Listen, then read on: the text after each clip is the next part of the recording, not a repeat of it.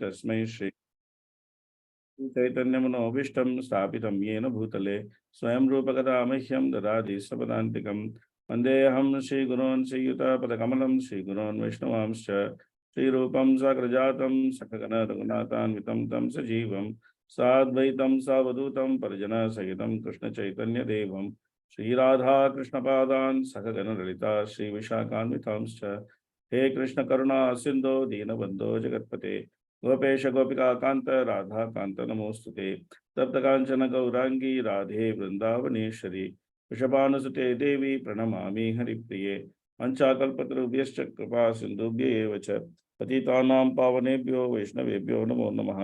नमो विष्णुपादाय कृष्णपृष्ठाय भूतले श्रीमते भक्तिवेदांत स्वामिनिति नामिने नमस्ते सारस्वते देवे गौरवाणी प्रचारिणे निर्विशेष शून्यवादी पाश्चात्य देशतारिणे जय श्री कृष्ण चैतन्य प्रभु नित्यानंद श्री अद्वैत गदाधर श्रीवासरि गौर भक्त वृंद हरे कृष्ण कृष्ण कृष्ण हरे हरे हरे राम राम राम हरे हरे मूकं करोति वाचालं पंगुलंगायते गिरिमित्तपातमहं वन्दे श्रीगुरुं दीनतारिणं परमानन्दमाधवं श्री चैतन्यमीश्वरं कथाञ्चन स्मृते यस्मिन् दुष्करं सुकरं भवेत् स्मृते प्रीतं स्यात् श्री चैतन्यं नमामि तं। हरे Krishna.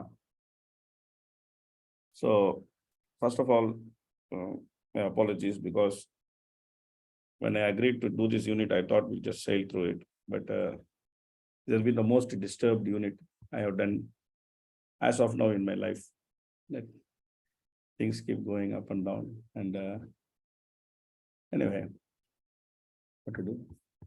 Sometimes things are not exactly as we think.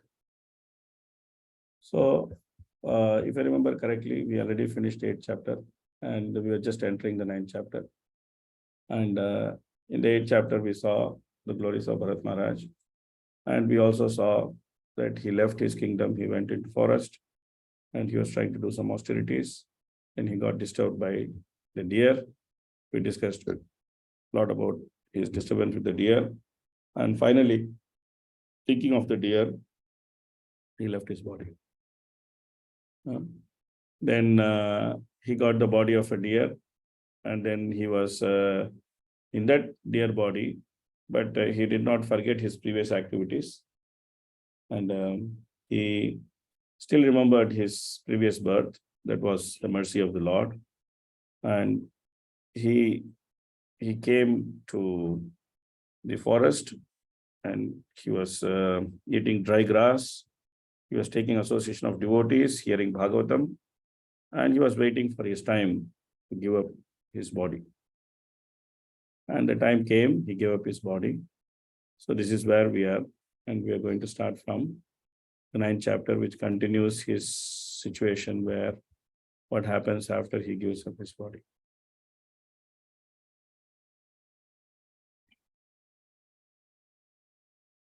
Okay.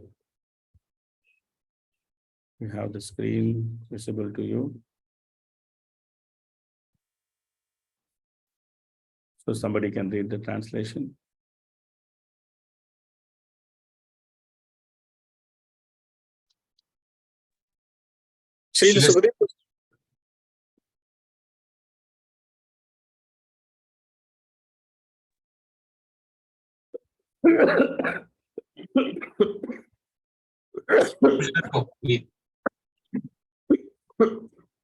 Please read, somebody read, then suddenly became silent.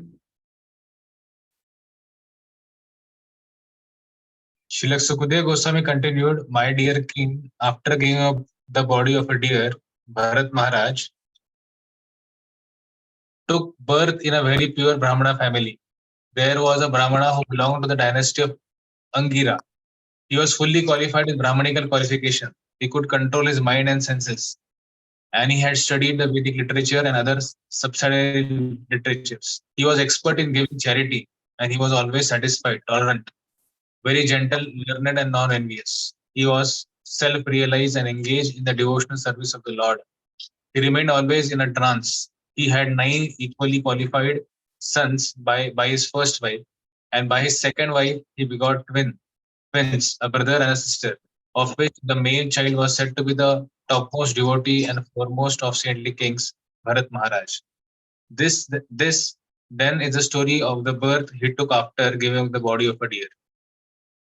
So in Bhagavad Gita also we see that Suchinam Srimatam Gehe Yoga Brashto Vijayate. So now he took birth in Suchinam. He took birth in the family of Brahmanas, where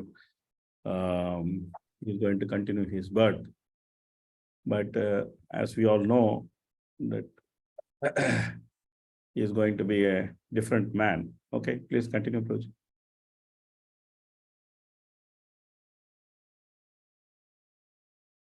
We can't hear you. I think you muted yourself. Due to his being especially gifted with the Lord's mercy, Bharat Maharaj could remember the incidents of his past life. Although he received the body of a Brahmana, he was still very much afraid of his relatives and friends who were not devotees. He was always very cautious of such association because he feared that he would again fall down. Consequently, he manifested himself before the public eye as a madman, dull, blind, and deaf, so that others would not try to talk to him. In this way, he saved himself from bad association. Within, he was always thinking of the lotus feet of the Lord and chanting the Lord's glories, which save one from the bondage of fruit action. In this way, he saved himself from the onslaught of non-devotee association. So it is like once bitten, twice shy. He was he innocently got involved with a deer, and then he had to pay one lifetime for it. So therefore, he didn't want to take any chance. So he kept himself aloof from others by keeping himself as Jada. But internally, he was nicely practicing devotional service. Okay, please read the highlighted portion of the purport also. To get out of this karma bandha, one must engage himself in devotional service. To remain immune from the material qualities, one must engage himself in devotional service, Shravanam Kirtanam Vishnu. That is the perfection of life. In Bhagavad Gita, as advised in Bhagavad Gita, Man Mana Bhava Mad Bhakto Madhyaji Mam Namaskuru. This is the only process by which one can be saved from the danger of repeated birth and death. So the logicians, the Nyayavadis, they argue that if we actually discern the truth by logical argument,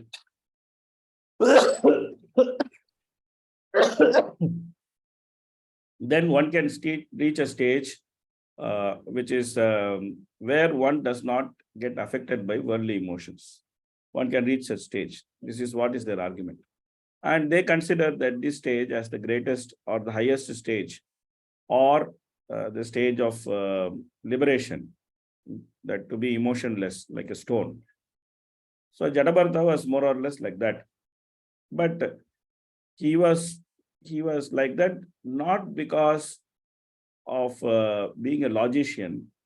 He was like that because of him being a very firm devotee of the Lord.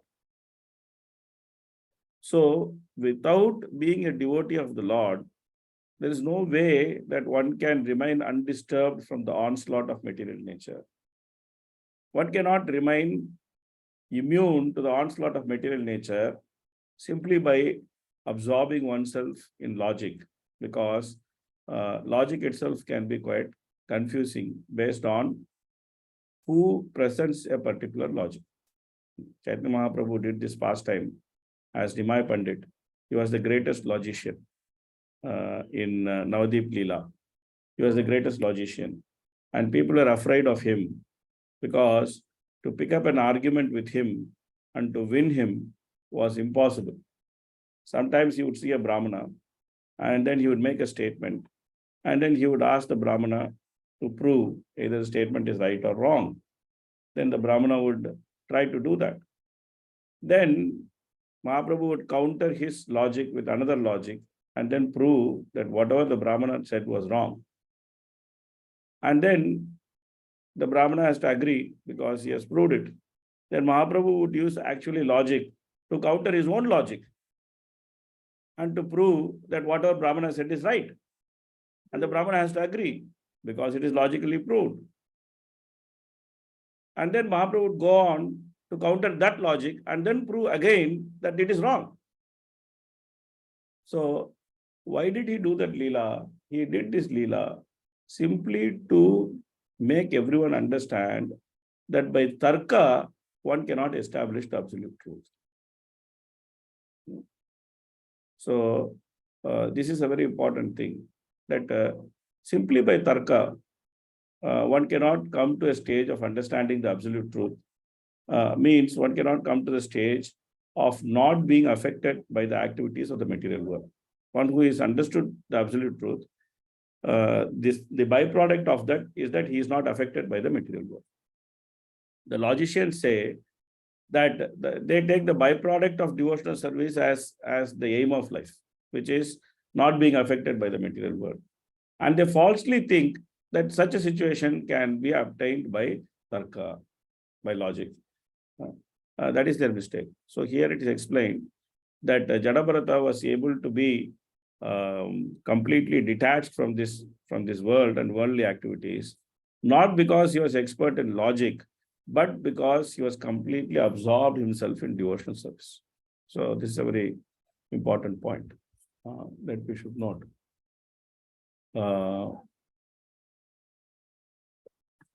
Okay, there is a sequence of reading. Please try to follow so that we don't have to be bewildered as to who has to read. Okay, please read the translation.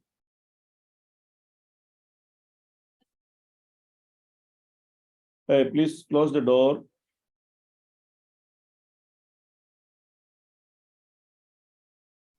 Jadabharat was Bharat Maharaj in the body of a...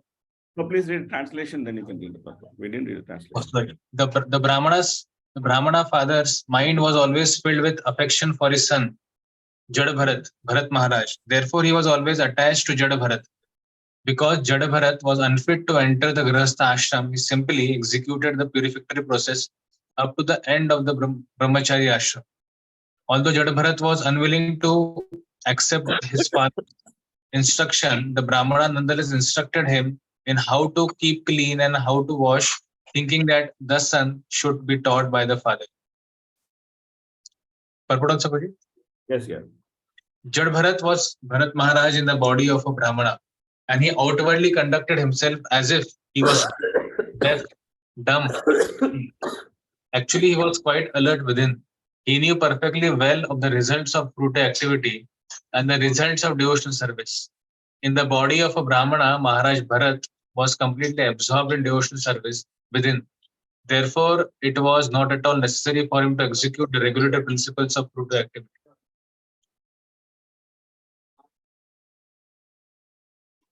These karmakanda activities are required as long as one has not developed Krishna consciousness. If one is developed in Krishna consciousness, then there is no need to execute the prior regulative principles of karmakanda. Since he had executed the regulative principles continuously for 3 lives, he was not interested in continuing to execute them, although his Brahmana father wanted him to do so. So normally when a child is challenged, then the parents become more affectionate towards the child, because that is the very nature of parenting. The parents become more affectionate towards the child who is very challenged than the child who is normal. So here, Jadabharat presented himself as a very challenged child. He was dumb, he was dull, he couldn't take any instruction, he couldn't repeat mantras. So then naturally the father became more affectionate on him and started putting more attention to him and tried to teach him more or put more effort in teaching him. But Jadabharat, he actually decided that not to get involved in these things, and there was no need for him to get involved in these things. The lower principles of rules and regulations are not applicable to a devotee. Krishna says that in Bhagavad Gita. He says, Etate moha kalilam buddhir vetitarishyati tata gantasi nirvedam shrotavyasya shutasya cha. So he tells Arjuna that when your intelligence has passed the dense forest of delusion, then you will become indifferent to all that has been heard and all that is to be heard. So he says that. So in that purport, Prabhupada actually explains that Shrotavyasya, or all that has been heard, this actually denotes the Karmakanda education, or the education on prescribed duties, which Arjuna heard in his Gurukula. Dronacharya taught him Kshatriya Dharma. He was Kshatriya, so he taught him Kshatriya Dharma, his duties as Kshatriya, and various activities, sacrifices, etc. So, Shrotavyasya, it actually refers to those things, that his training under his spiritual master on Kshatriya Dharma. And Shrutasya, what he is going to hear, what he is going to hear in future. He is, as a Kshatriya, he is expected to take Vanaprastha, and then he go to the forest and live with the sages, where they will discuss the impersonal Brahman, they will discuss Upanishad, they will discuss, they will try to analyze the meaning of Upanishad. So therefore,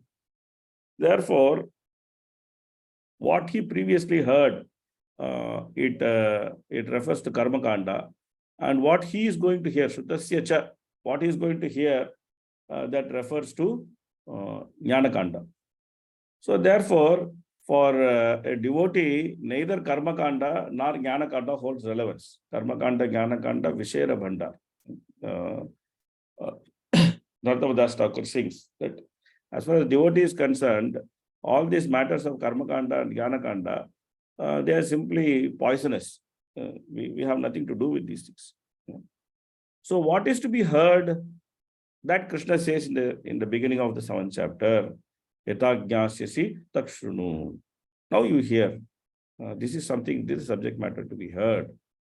Jnanam teham cha vijnanam idam bhakshyami aseshataha. So, the knowledge and realizations of devotional service are the subject matter of hearing.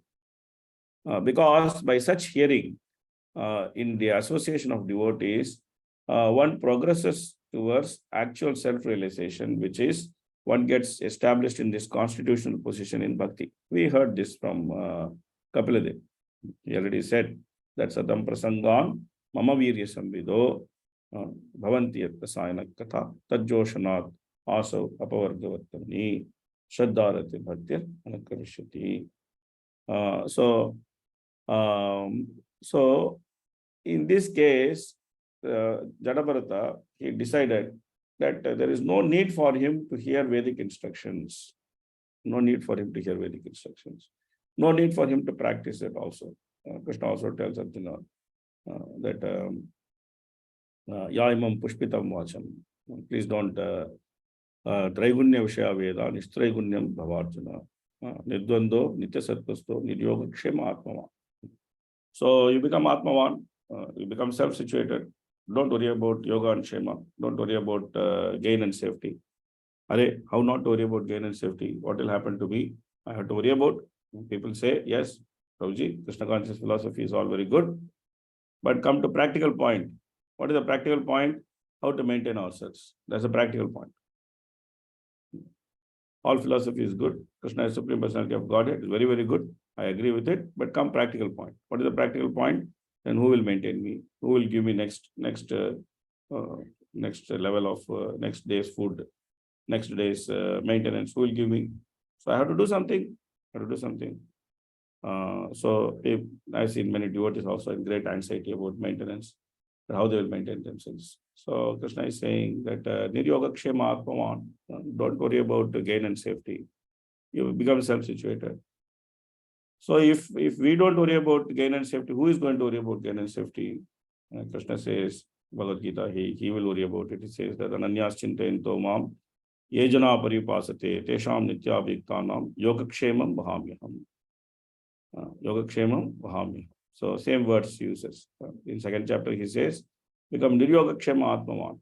There he says that then he answers the question, who will take care of me? I will take care. I will personally come and take care.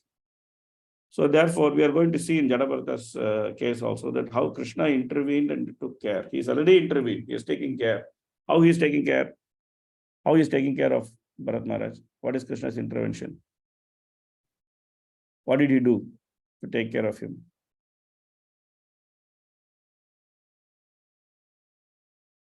Has he done something to take care of Bharat Maharaj? He just made him a deer and then he made him Brahmana. Is there anything else he did, Krishna, to take care of Bharat Maharaj?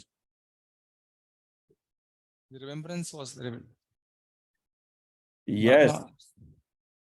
Yes. So he gave him the remembrance of his previous life. It's very, very big thing. He made him a Jatismara. And there are few people in Bhagavatam who are Jatismara, who actually remember their previous life.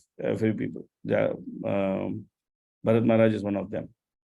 He remembered not one lifetime, he remembered 2 lifetimes. Normally, such remembrance is not given to Jiva. Bahuni me vetitani janmani tavacharjana. Tanyaham veda sarvani natvam veta parantapa. I know everything, but you don't know. Bahuni me vetitani janmani tavacharjana. Oh, Arjuna, you and me, we have taken many births. We have come together many times. I know everything, but you don't know. This is the situation of Jiva. He doesn't know what he was doing previously, what is his birth, what was his activity. Even though there is great interest, so especially devotees, they're very much interested to know. I've seen devotees who have faith in astrology. The first thing they want to know is what they were doing in previous birth. They go to some astrologer, and hey, what I was doing in my previous birth. And the astrologer tells them, oh, you are a big jamindar in your previous birth. And then you did this, you did that. And then you did some offense, so you are taken birth again. But you did some devotion service, so you are devotee. I remember that my teacher, Atul Krishna Prabhu, he used to joke. He used to say, I know how to read palm history. Then people used to show him palms, hand. Oh, you know how to read palm history. Please see, please see. Then he would look at their hand very seriously. And then he said, Janma, Mrityu, Jara, Vyadi. Very difficult, very difficult, very difficult. But if you chant Hare Krishna, it will be all right. So everyone is astrologer. This anybody can say. Janma Mrityu Jara Vyadi. Very, very difficult, very difficult. But if you chant Hare Krishna, it will be all right. Anyway, so people are very much interested to know what they did in their previous life. Somehow some interest is there. Those who understand their previous accept reincarnation, they are very interested to know what I did in my previous life. Somehow. But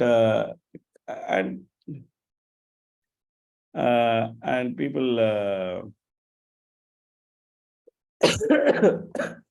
also think it is good, because if they know what they did in previous life, then they could actually try to avoid their mistake, and you can try to do things. People think like that. But it's not very intelligent, because even in this lifetime, we know what mistake we are doing and we cannot avoid it. So what to speak of knowing the previous lifetime mistake and then trying to avoid it. This lifetime, we know very much. All of us know, at least those who are in Krishna consciousness, who are trying to practice seriously. All of us know we did great mistake by accepting this body. We should leave this body. We should go back home, back to Godhead. But somehow or other, at least for me, even though I'm hearing this instruction for many years, still that seriousness is not there. Still the seriousness of going back home, back to Godhead is not there. Somehow or other, we are thinking that something will happen, and then suddenly we'll find ourselves in Goloka. Like that. Anyway, so, but Krishna protected him by giving him the remembrance of his previous births, because he was not an ordinary personality. And he did not fall down like us. So he is like a great personality. He was a great devotee. So that remembrance was very, very useful for him as a protection. God protected himself with that remembrance. Okay. So he continues to behave like a fool. Please read translation. Amshu Prabhu. Amshu Prabhu.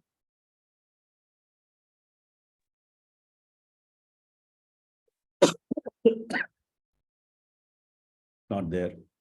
Jadabharat behaved before his father like a fool, despite his father's adequately instructing him in Vedic knowledge. He behaved in that way so that his father would know that he was unfit for instruction and would abandon the attempt to instruct him further. He would behave in a completely opposite way. Although instructed to wash his hands after evacuating, he would wash them before. Nonetheless, his father wanted to give him Vedic instructions. During the spring and summer, he tried to teach him the Gayatri Mantra along with Omkar and Brihati. But after 4 months, his father still was not successful in instructing him. Yeah. So his father tried to do his best, but he was not listening. Okay, please continue. Somebody else can read. I don't know the other person. I can read if you want now. Yeah, please read. Continue, continue. It's purport. Yeah, please read translation and then you can read. 1 minute. Yeah. The Brahmana father of Jada Bharata considered his son his heart and soul, and therefore he was very much attached to him. He thought it wise to educate his son properly, and being absorbed in his unsuccessful endeavor, he tried to teach his son the rules and regulations of brahmacharya, including the execution of Vedic vows, cleanliness, study of the Vedas, the regulative methods, service to the spiritual master, and the method of offering a fire sacrifice. He tried his best to teach his son in this way, but all his endeavors failed. In his heart, he hoped that his son would be a learned scholar, but all his attempts were unsuccessful. Like everyone, this Brahmana was attached to his home, and he had forgotten that someday he would die. Death, however, was not forgetful. At the proper time, death appeared and took him away. Please read about it. Highlight the question. Yeah. Those too attached to family life who forget that death comes in the future to take them away become attached and unable to finish their duty as a human beings. One may forget that he has to die, but death never forgets. Death comes always at the right time. The Brahmana father of Jada wanted to teach his son the process of brahmacharya, but he was unsuccessful due to his son's unwillingness to undergo the process of Vedic advancement. When one is fully interested in the service of the Lord, he does not need to follow all the regulative principles enunciated in the Vedas. Of course, for an ordinary man, the Vedic principles are imperative. No one can avoid them. But when one has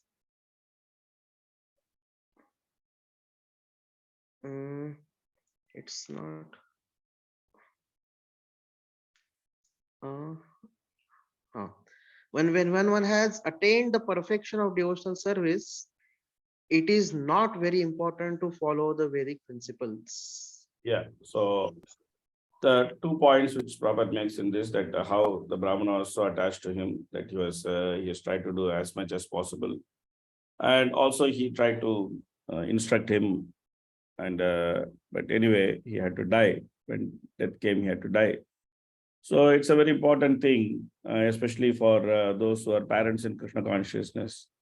They should know when to back off. What is their duty? What they should do to instruct their children, and when to back off. This is very, very important for them.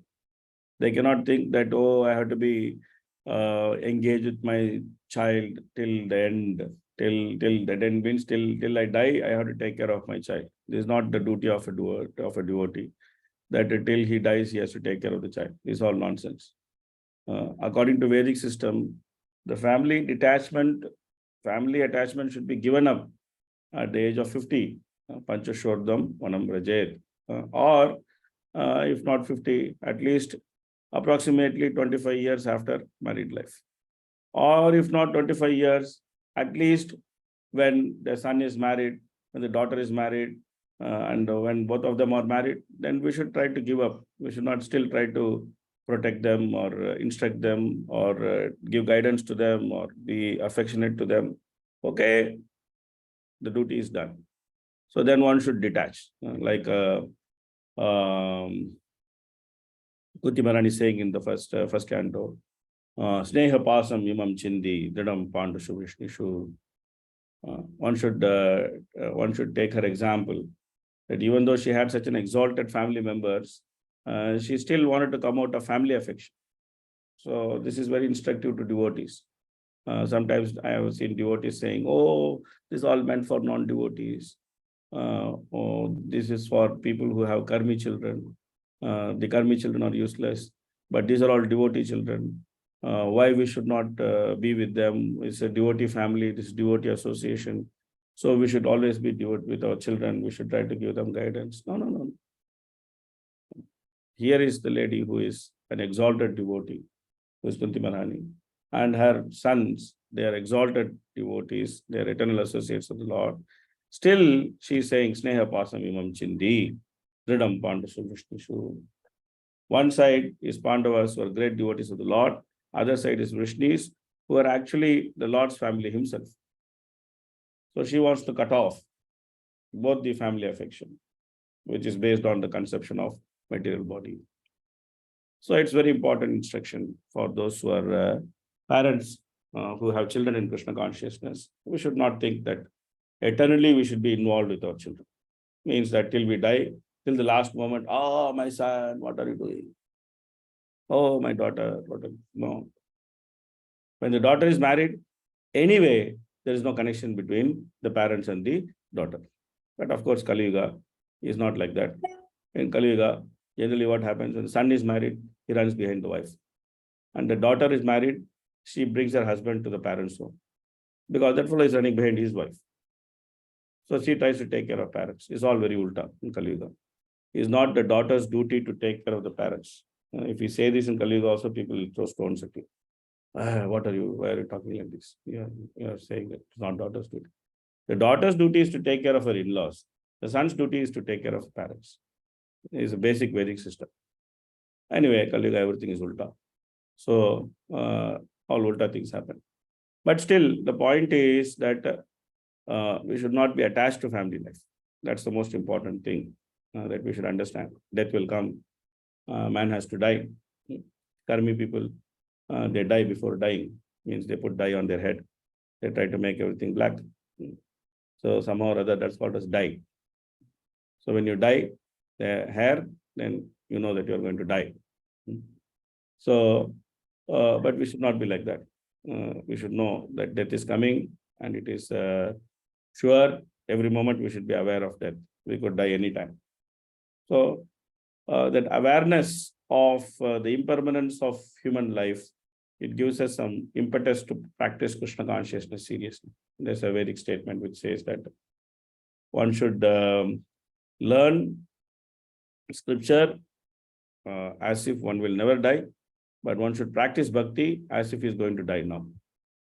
So we should have a lot of enthusiasm in learning scripture and learning the relevant scripture. But at the same time, we should have a lot of seriousness in practicing bhakti. Okay, so that's one point. The other point we discussed also, that is, which is irrelevance of activities of karma kanda and jnana kanda for a pure devotee. Jnana karmadi anavritam is said very clearly by Rupa Goswami. So we should not get too much attached to all this karma kanda, jnana kanda stuff. We should not be very ritualistic. We should not be too much attached to family traditions. We should try to live our life according to Gaudiya Vaishnava culture, which is conducive for practicing pure devotional service. We should not think that, oh, my family, they have been doing this for such a long time. How can I give up? I have to do this. Otherwise, people will criticize me. Okay, let them criticize, no problem. But we should not worry too much about these things. One should focus on practice of pure devotional service. Okay, please read next.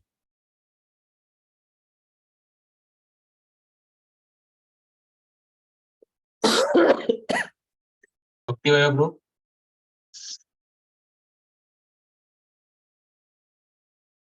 Thereafter, the Brahmana's younger wife, after entrusting her twin children, the boy and girl, to elder wife, departed for Patilok, voluntarily dying with her husband.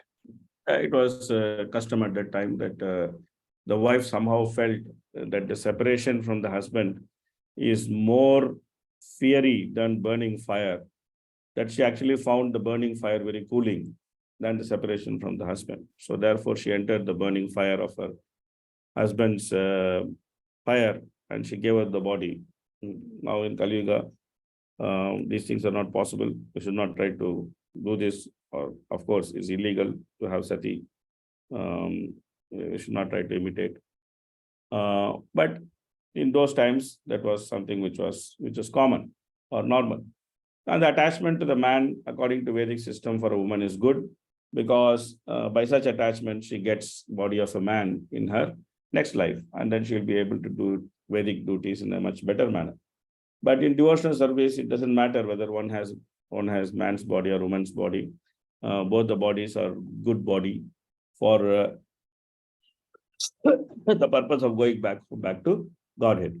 So one should simply engage in one's devotional service. One need not be so much attached to husband, wife, husband, oh my husband, oh my wife. All these things is not required. As long as they are together in Krishna consciousness, they should try to cooperate with each other very nicely and affectionately, bring up family, a very good family, and then try to practice Krishna consciousness. But when the utility of the family life is over, then the husband and wife, they should also get detached from each other. They should not be so much attached to each other. Oh, my wife, oh, my husband, all these things not required. So they should be detached from each other. And they should try to practice Krishna consciousness. Of course, Prabhupada says that in the Vanaprastha stage, the wife can be like a spiritual secretary for the husband, and she can try to help the husband in various ways. It's possible. Sometimes one may say, oh, my husband is not so advanced, I am so advanced. Okay, you can also, Prabhupada says, the husband and wife, they can separate with each other and they can do devotional service, full-time devotional service, whatever is the situation. One should do. But the main principle is to give up the attachment. That's the main principle. Give up the attachment. After the father died, the 9 stepbrothers of Jad Bharata, who considered Jad Bharata dull and brainless, abandoned the father's attempt to give Jad Bharata a complete education. The stepbrothers of Jad Bharata were learned in 3 Vedas, the Rig Veda, Sam Veda, and Yajur Veda, which very much encouraged creative activity. The 9 brothers were not at all spiritually enlightened in devotional service of the Lord to the Lord. Consequently, they could not understand the highly exalted portion of Jad Bharat. Yeah. So it's not so easy to understand the devotee and his exalted position. Okay. Please continue. Degraded men are actually no better than animals. The only difference is that animals have 4 legs and such men have only 2. These 2-legged animalistic men used to call Jad Bharat mad, dull, deaf, and dumb. They mistreated him, and Jad Bharat behaved for them like a madman who was deaf, blind, or dumb. He did not protest or try to convince them that he was not so. If others wanted him to do something, he acted according to their desires. Whatever food he could acquire by begging or by wages, and whatever came of its own accord, be it a small quantity, palatable, stale, or tasteless, he would accept and eat. He never ate anything for sense gratification because he was already liberated from the bodily conception, which induces one to accept palatable or unpalatable food. He was full in the transcendental consciousness of devotional service, and therefore he was unaffected by the dualities arising from the bodily conception. Actually, his body was as strong as bulls, and his limbs were very muscular. He did not care for winter or summer, wind or rain, and he never covered his body at any time. He lay on the ground and never smeared oil on his body or took a bath. Because his body was dirty, his spiritual effulgence and knowledge were covered, just as the splendor of a valuable gem is covered by dirt. He only wore a dirty loincloth and his sacred thread, which was blackish. Understanding that he was born in a Brahmana family, people would call him a Brahmabandhu and other names. Being thus insulted and neglected by materialistic people, he wandered here and there. Deha smriti nahi yar samsara bandhan kahan tar. One who has no desire to maintain the body or who is not anxious to keep the body in order and who is satisfied in any condition must be either mad or liberated. Yeah. So madman is also like that, and liberated man is also like that. So those are in between, they suffer. So madman doesn't suffer, liberated man doesn't suffer. Those are in between, they suffer. So here, very frankly, Sukadeva Goswami is stating that the people who don't engage in devotional service, they are simply 2-legged animals. They are not 4-legged animals, they are 2-legged animals. and they don't know what is the purpose of life. So therefore, they considered Jadabharata banned as a madman. He is blind, he is dumb, he is unintelligent, he is dull-witted. But actually, this is what the materialistic person is. He is blind, he is dumb, he is dull-witted, he is a madman. So, Rishabhadev confirms this. Nunam pramatta kurite vikarma yet indriya pritiya pranoti.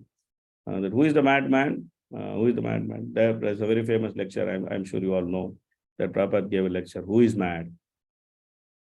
Because once Prabhupada's disciples, one of the Prabhupada disciple parents, they came and they complained, oh, you people have become like madmen. And they reported to Prabhupada that Prabhupada, this such and such person's parents came and they're saying that we are like madmen. Prabhupada at that time did not respond to anything. He just kept quiet.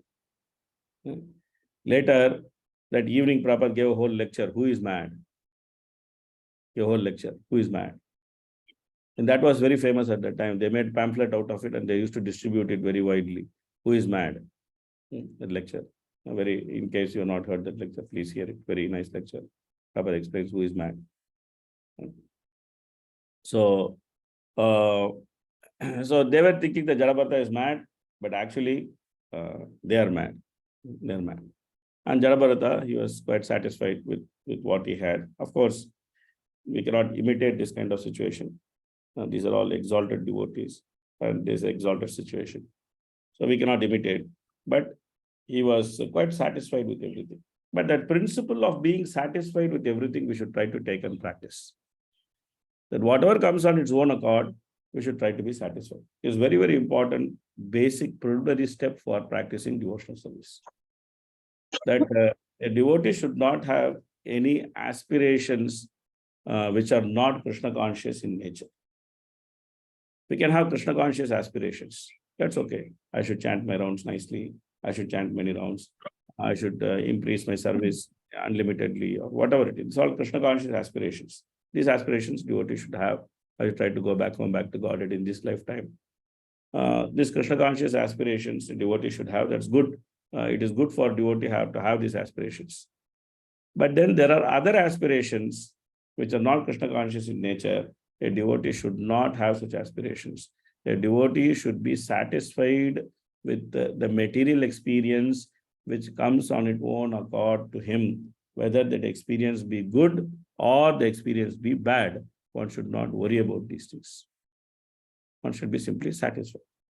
Of course, being satisfied does not mean that you will try to resolve a problematic situation. You should try to resolve a problematic situation. You should try to do that. Suppose in case you are in a problematic situation, you should try to resolve it. That is different from being dissatisfied. You should be satisfied with the situation and we should try to resolve it because it is not very good to be in a problematic situation.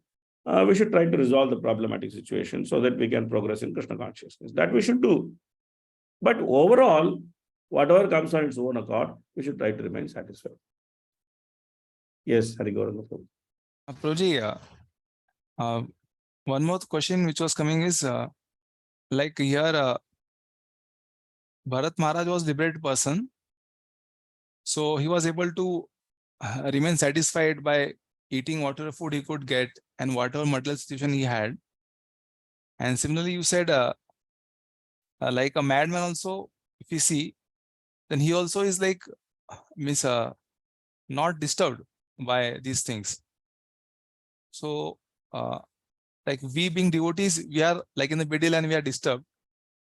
So, but we can see that a madman is like, we should not consider, but like he's not so much developed as us. So is it that his consciousness is fully in different world only? That's why he's not able to feel the hunger and material pangs. That's why he's not disturbed. And similarly, a pure devotee is consciousness in Krishna. So that's why he's not worried only about things. A madman's consciousness is lost in tamoguna. So therefore, he is unable to recognize what is happening to him. This is extreme tamoguna. So due to the extreme tamoguna, he is unable to recognize what is happening to him. But A pure devotee is in transcendental nature. So, due to his transcendence, sometimes he doesn't worry about his body. We see in Prabhupada's Leela two phases. One phase of Prabhupada's Leela where Prabhupada is very, very active and he is preaching so much and he is maintaining a very healthy lifestyle, who is running here and there and going so many things and trying to do so many things, eating nicely. So we find a whole set of Prabhupada's Leela where he is trying to maintain his body very nicely, trying to maintain a healthy lifestyle, very fixed, very healthy, very sattvic lifestyle. But we also see the last days of Prabhupada, where he has no desire to eat. He's just drinking one spoon of water and he becomes so skinny, so like a skeleton. And he is just not bothered about maintaining the body. He's just going to die.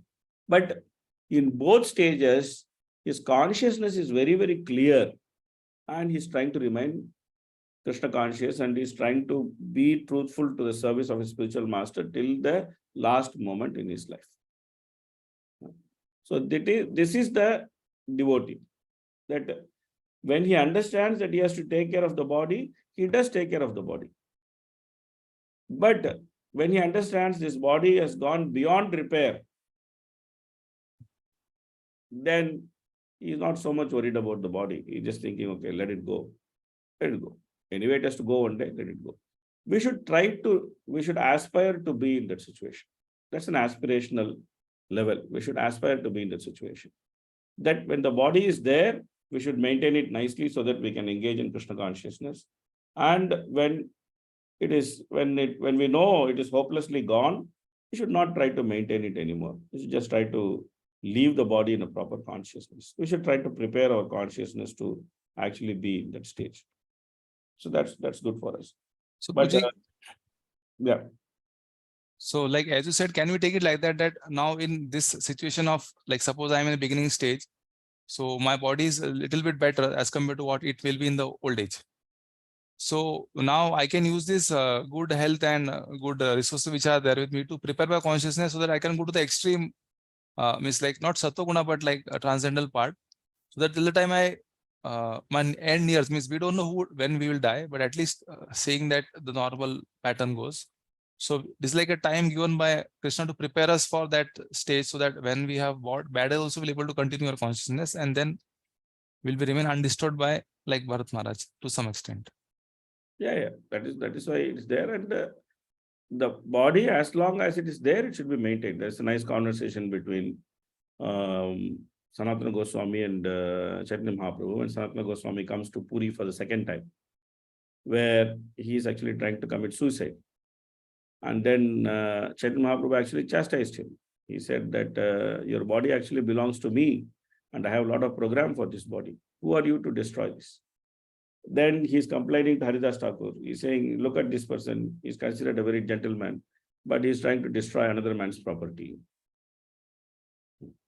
So when we take initiation, then the body becomes the property of the spiritual master.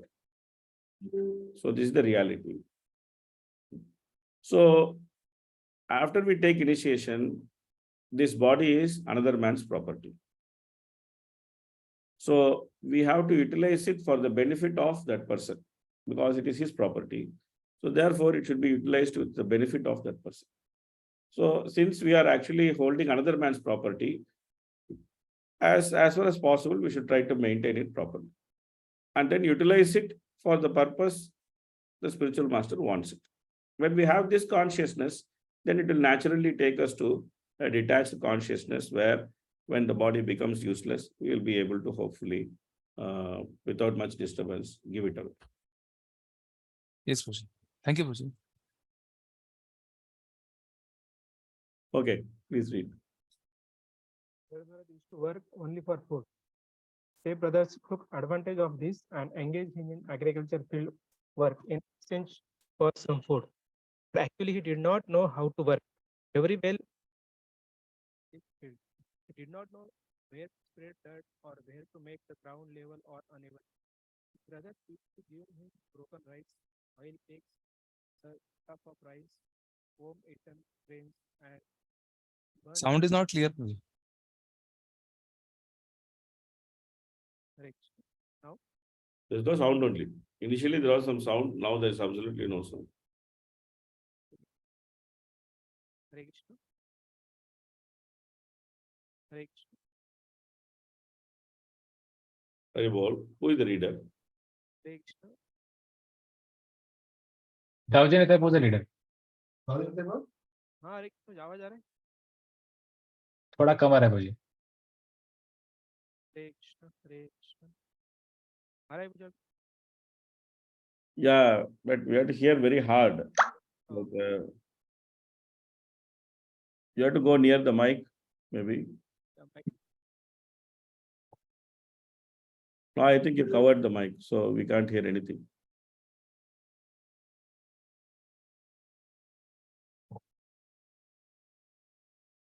So maybe some other person can read because it has some Ranchod Charan Prabhu. technical problem. Yes.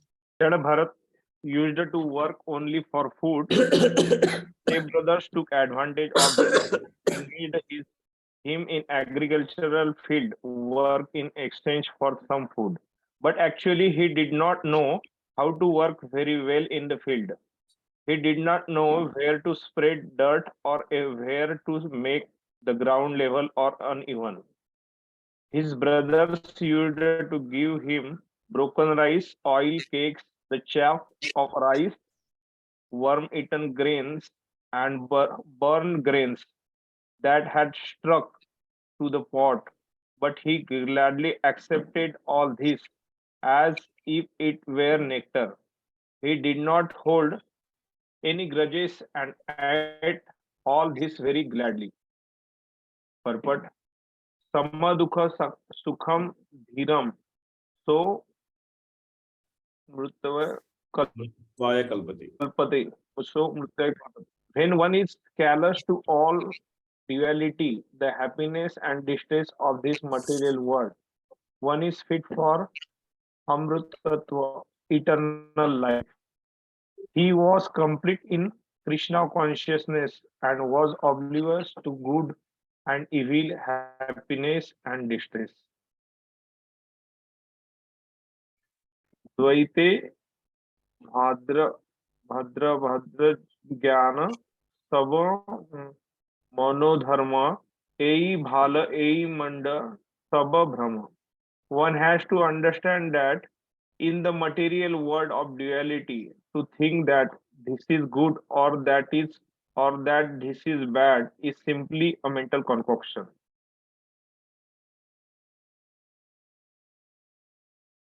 However, one should not imitate this consciousness. One should actually be situated on the spiritual platform of neutrality. Section Yeah. 9.12. At this time, So we'll just make a few comments on this verse so that before we go. So the most important point to take from this verse is that he did not hold any grudges. So this is how we should practice our Krishna consciousness. We should not hold any grudges. There are so many things that are happening in this material world. Some things we like, some things we don't like. Not that everything happens according to what we want. Sometimes things may go as per what we want. Sometimes things may completely go opposite to what we want. It may be we want to go south, everything goes north, or we want to go south, north, everything goes south. So these things are very nature of material world. And even these kind of things can happen in a spiritual organization, where we may feel that I have some genuine aspirations, and those aspirations may not be met. It may happen like that, we have some genuine feelings, genuine aspirations, they are not met. We may generally try to fix a person responsible for it. We may think that, oh, this person is blocking my progress in Krishna consciousness, or this person is trying to do this or trying to do that. But the most important principle is given here, that one should not hold any grudges. One should not hold any grudges. One heart should be clean, because Krishna's pastime will be manifested in clean place. Every grudge is like a patch of dirt, or a patch on the clean heart, a dirty patch on the clean heart. So when dirt is there, then Krishna will not manifest. So therefore, it's very important for devotees not to hold grudges against anyone. Sometimes I have seen that people hold grudges against devotees. Some devotees hold grudges against devotees, thinking that, oh, this devotee did this to me, or this devotee did that to me. Or sometimes devotees hold grudge against management, saying that, oh, this management is so bad, doing like this, doing like that. But we should actually understand that holding grudges means we are working against ourselves. That's very important. Of course, if you see a problem, you should address it, you should try to resolve it. These things you should do. It's not that you should just ignore it, or you should close a blind eye towards it. It's not all those things. All these things within our particular limit, within our adhikar, we should try to address these things, whichever can be addressed, because some things it may not be beyond, it may be beyond our adhikar to address. So we can only pray. So when it is within our adhikar to address, we should address it to the proper person with the proper mood and try to get some resolution for it. But when it is beyond our adhikar, then we should pray. We should pray to Prabhupada that, oh, Prabhupada, I'm concerned about this. I think this is really not good for the movement. Or I'm concerned about these things are not growing. So this is really good for the movement. So can you please help in some way to resolve these matters? One can definitely pray. So one is never in a situation where one cannot do something positive. One can always do something positive. So one should do something positive and not hold any grudges in the heart. That's very important. A very, very important point. And the other point, which is explained in the purport, which is Dvaite Bhadra Jana, E Saba Manodharma, E Bhala, E Manda, E Saba Brahma. Great. Very famous words in Chaitanya Charitamrita. Mahaprabhu said this. Of course, Prabhupada says that we cannot imitate this consciousness. We should not imitate this consciousness. According to our level, according to our adhikar, if we are meant to distinguish between good and bad, we should distinguish between good and bad, auspicious and inauspicious. We should distinguish them. But when a person becomes very advanced in Krishna consciousness, then these things don't matter, because he can relate everything to Krishna. Then when you can relate everything to Krishna, then everything is auspicious. When you cannot relate anything to Krishna, then whatever you cannot relate to Krishna, this is inauspicious. It's as simple as that. Can you actually utilize this in Krishna's service? Can you relate it with Krishna and utilize it in Krishna's service? Then it's most auspicious. If you cannot do it, then it is inauspicious. So according to one's level, one should try to follow these instructions. Okay, please. Next. Please read the next verse. At this time, being desirous of obtaining a son, a leader of dacoits who came from a Shudra family, wanted to worship the goddess Bhadrakali by offering her in sacrifice a dull man, who is considered no better than an animal. Low class men such as Shudras worship demigods like goddess Kali or Bhadrakali for the fulfillment of material desires. Okay, next. The leader of the dacoits captured a man animal for sacrifice, but he escaped, and the leader ordered his followers to find him. They ran in different directions, but could not find him. Wandering here and there in the middle of the night, covered by dense darkness, they came to a paddy field where they saw the exalted son of the Angira family, Jadabharat, who was sitting in an elevated place, guarding the field against the attacks of deer and wild pigs. Please continue. The followers and servants of the dacoit chief considered Jadabharat to possess qualities quite suitable for a man animal, and they decided that he was a perfect choice for sacrifice. Their faces bright with happiness, they bound him with ropes and brought him to the temple of goddess Kali.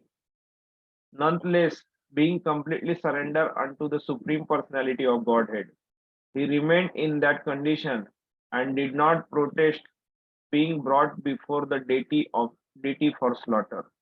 He simply depended on the Supreme Personality of Godhead for his protection. Srila Bhaktivinoda Thakur describes surrender unto the Supreme Lord is Maravi Rakhavi yo ichha tomar Nitya Dasa Prati Tuya Adhikar. My Lord, I am now surrender unto you. I am your eternal servant, and if you like, you can kill me, or if you like, you can protect me. In any case, I am fully surrender unto you. Yeah, so but Jadabharat was not too much disturbed when he was carried away by the dacoits, because he was not worried. He knew that the body came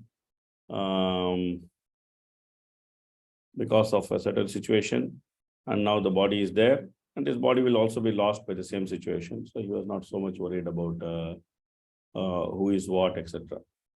So he was quite happy when he was carried by the dacoits. Just okay, let's see what happens further. Okay. After this, all the thieves, according to their imaginative ritual for killing animalistic men, bathed Jad Bharat, dressed him in new clothes, decorated him with ornaments befitting an animal, smeared his body with scented oils, and decorated him with tilak, sandalwood, pulp, and garlands. They fed him sumptuously and then brought him before the goddess Kali, offering her incense, lamps, garlands, purchased grain, newly grown twigs, sprouts, fruits, and flowers. In this way, they worshipped the deity before killing the man animal, and they vibrated songs and prayers and played drums and bugles. Jad Bharat was then made to sit down before the deity. Swavidhina. The Tamasic Shastras give instruction for the sacrifice of an animal like a goat or buffalo before the goddess Kali. But there is no mention of killing a man, however dull he may be. This process was manufactured by the dacoits themselves. Therefore, the word Swavidhina is used.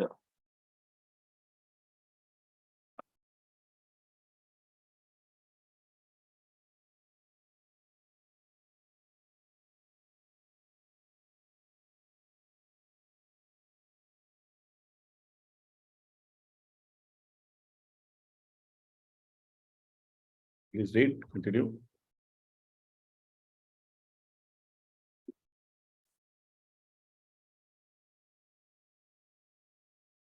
The conditioned soul has a natural tendency towards sex and meat eating. Consequently, the Shastras grant them some concessions.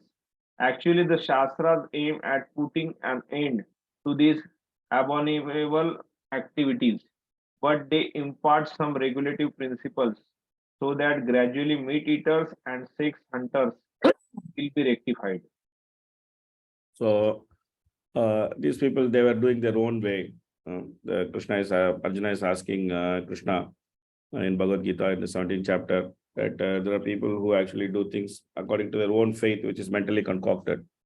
So what is the situation? What is the situation? Then Prabhupada actually, Krishna actually gives a whole analysis of faith. Faith, which is Rajasic, Tamasic, and Sattvic.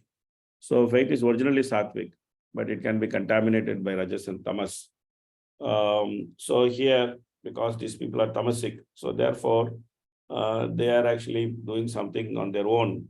They're not following any sort of proper ritual. They just made up some ritual on their own. Okay, please read. At this time, one of the thieves, acting as a chief priest, was ready to offer the blood of Jad Bharat, whom they imagined to be an animal man, to the goddess Kali to drink as a liquor. He therefore took up a very fearsome sword, which was very sharp, and consecrating it by the mantra of Bhadrakali, raised it to kill Jad Bharat.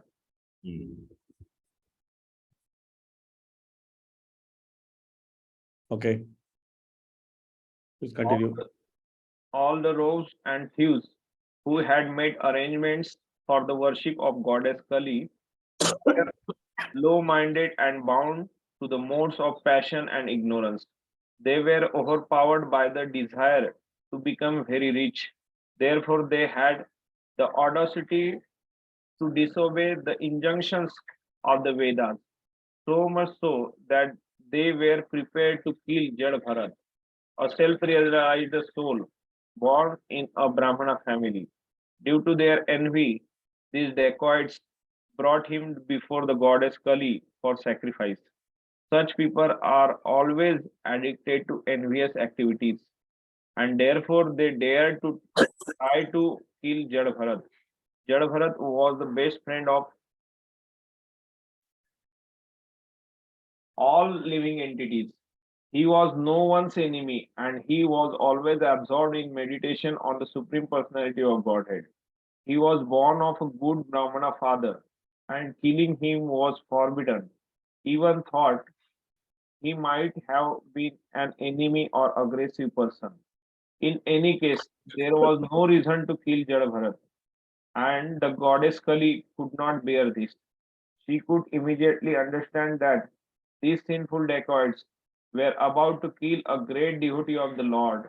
Suddenly, the deity's body burst asunder, and the goddess Kali personally emerged from it in a body burning with an intense and intolerable effulgence. Sri Vishwanath Chakravarti Thakur explains that due to the Brahman effulgence of such a devotee as Jadbharat, the deity was fractured. Presently, there are many hundreds and thousands of slaughterhouses throughout the world that are maintained by a puffed up population mad for material opulence.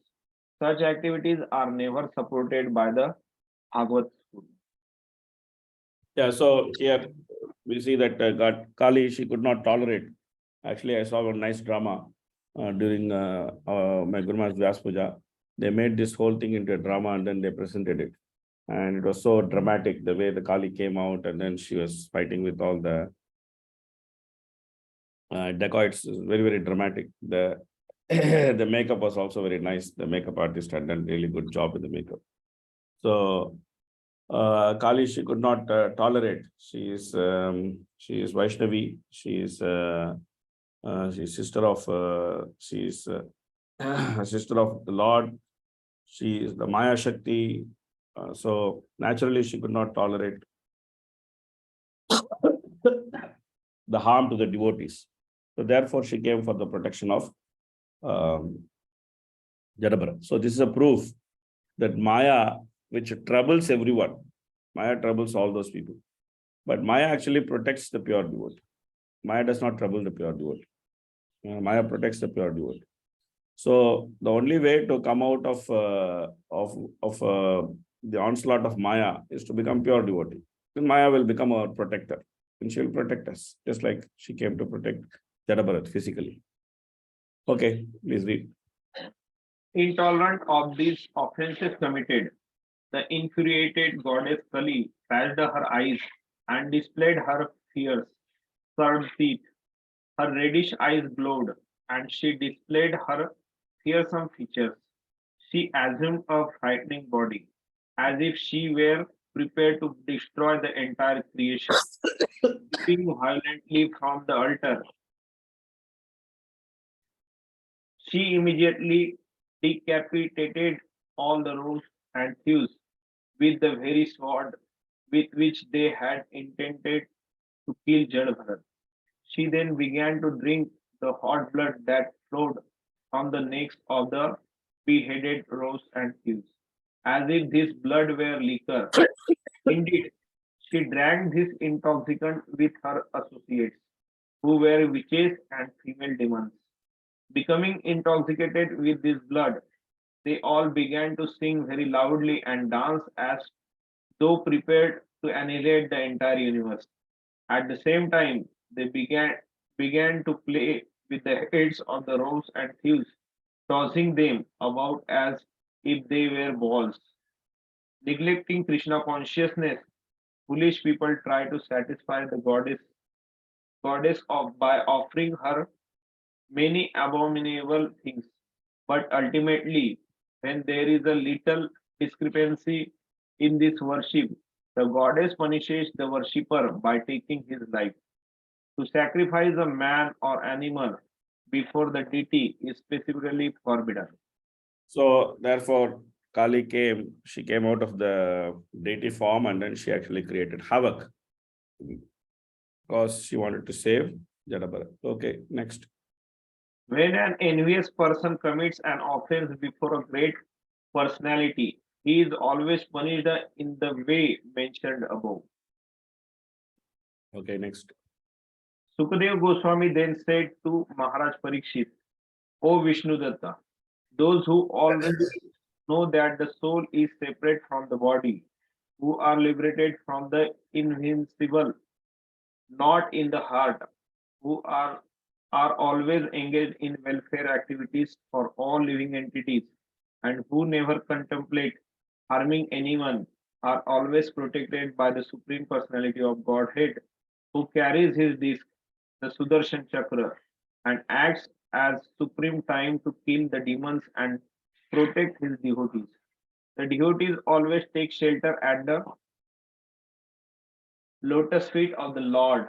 Therefore, at all times, even if threatened by decapitation, they remain unagitated. For them, this is not at all wonderful.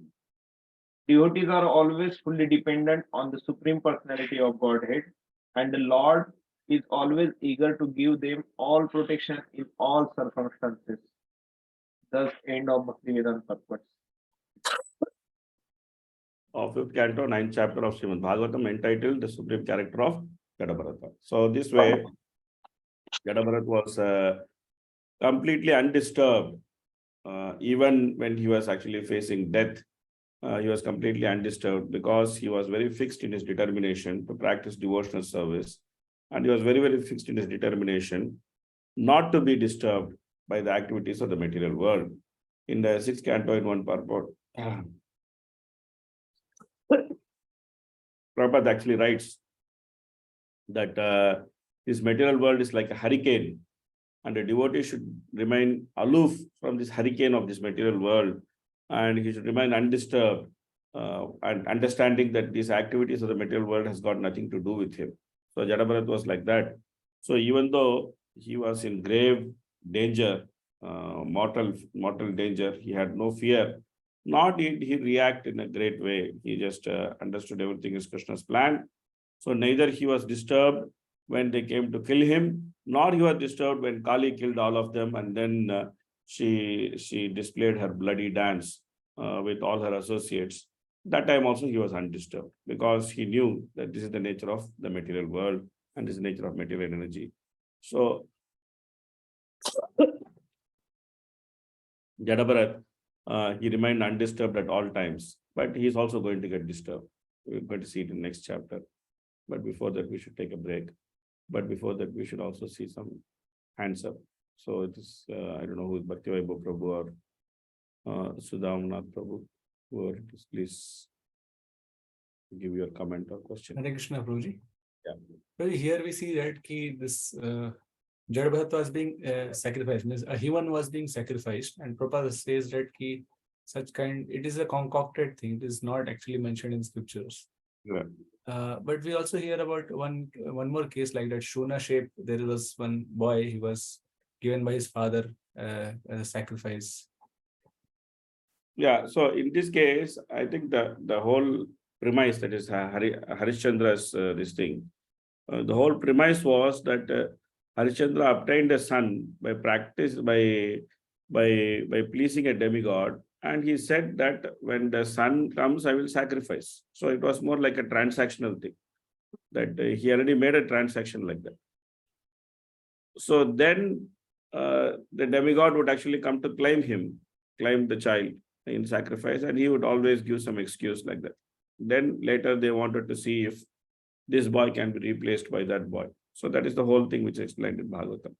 So it's more like a transactional thing. It's not like a regular thing. So it more applied to that particular transaction. So, Prince, so there is no such thing as human sacrifice mentioned in any of the scriptures, right? I am not very clear that Prabhupada is saying that I generally don't. I am very simple-minded in these things. I just Prabhupada writes something, I just take it for what he is saying. There may be some cases where human sacrifice is there in tantric arts and things like that. But the tantric arts are not considered as, they're all considered as tamasic, and they're not considered as which is normally done. When we talk of sacrifice, the sacrifice is normally done by the higher varnas. This is what we consider, which is like Brahmana, Kshatriya, Vaishya. They are meant to actually perform different type of sacrifices. And there are recommended sacrifices for brahmacharis, for grahasthas, for vanaprasthas, and for sannyasis. So amongst these sacrifices, which are sattvic and rajasic in nature, there is no question of human sacrifice. Whether there are some tamasic practices where human sacrifice is allowed, I am not very clear. Thank you. Yes. Haribol Prabhuji. Yes, Prabhuji. Prabhuji, this story where, I mean, these dacoits are mentioned and Swavidina is talked, which yuga this story belongs to? So Bharat Maharaj, no? So Bharat Maharaj, he came as Jada Bharata. So there may be some historians amongst this class who are yuga experts and things like that. They could get to do some research on this. I am wondering, Prabhuji, that such dacoits are existing who are who are having own speculation about the. Yeah, this all existed from beginning. See, good and bad exist from beginning. There is no doubt about these things. It has got nothing to do with yuga and all. Okay. See, in every yuga, good and bad exist. Okay, like in the Satya Yuga, in the beginning of creation, Hiranyaksha and Hiranyakashipu existed. Okay. All right. So good and bad coexist in every yuga. There's no doubt about it. But only thing what happens is that, like you find that when King Vena, he was being churned to produce by the sages to produce Prithu Maharaj. The first person who came was the sin personified. It's called Nishada, and he became the prominent reason for the dacoits and for all sorts of sinful persons who actually spread in the various places, and they were considered below Varnashrama. They are not part of Varnashrama. So people below Varnashrama, they also existed from Vena's time, like from the time of Vena. We actually, when in Vena's time itself, we find that the dacoits and rogues, they existed.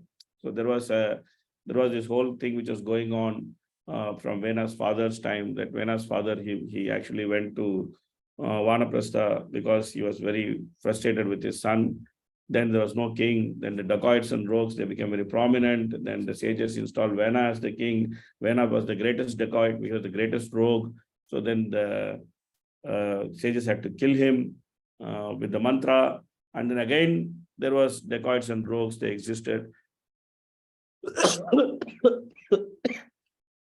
Then when Prithu came, then he brought everybody under control. This is what we hear from fourth canto. When we hear Prithu Maharaj Charitra, we hear all these things from there. So we can see that good and bad existed from the beginning of time.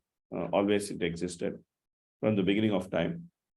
But in Kali Yuga, the problem is the bad actually presents itself as good. And the good is presenting itself, is painted as bad. That is the problem with Kali Yuga. In previous yugas, you can clearly identify, okay, this is good, this is bad. It's very, very clear. This is correct, this is sinful, this is good, this is bad. All this can be very clearly identified. In Kali Yuga, you see all these dacoits and rogues, they are actually ruling the countries.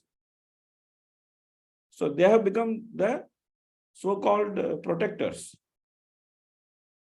So people are putting vote for them, or they don't care for the vote. They capture the government and then they vote. I'm not talking about only India. I'm talking about the whole world. You see the whole world situation. All thieves and rogues are ruling this whole world.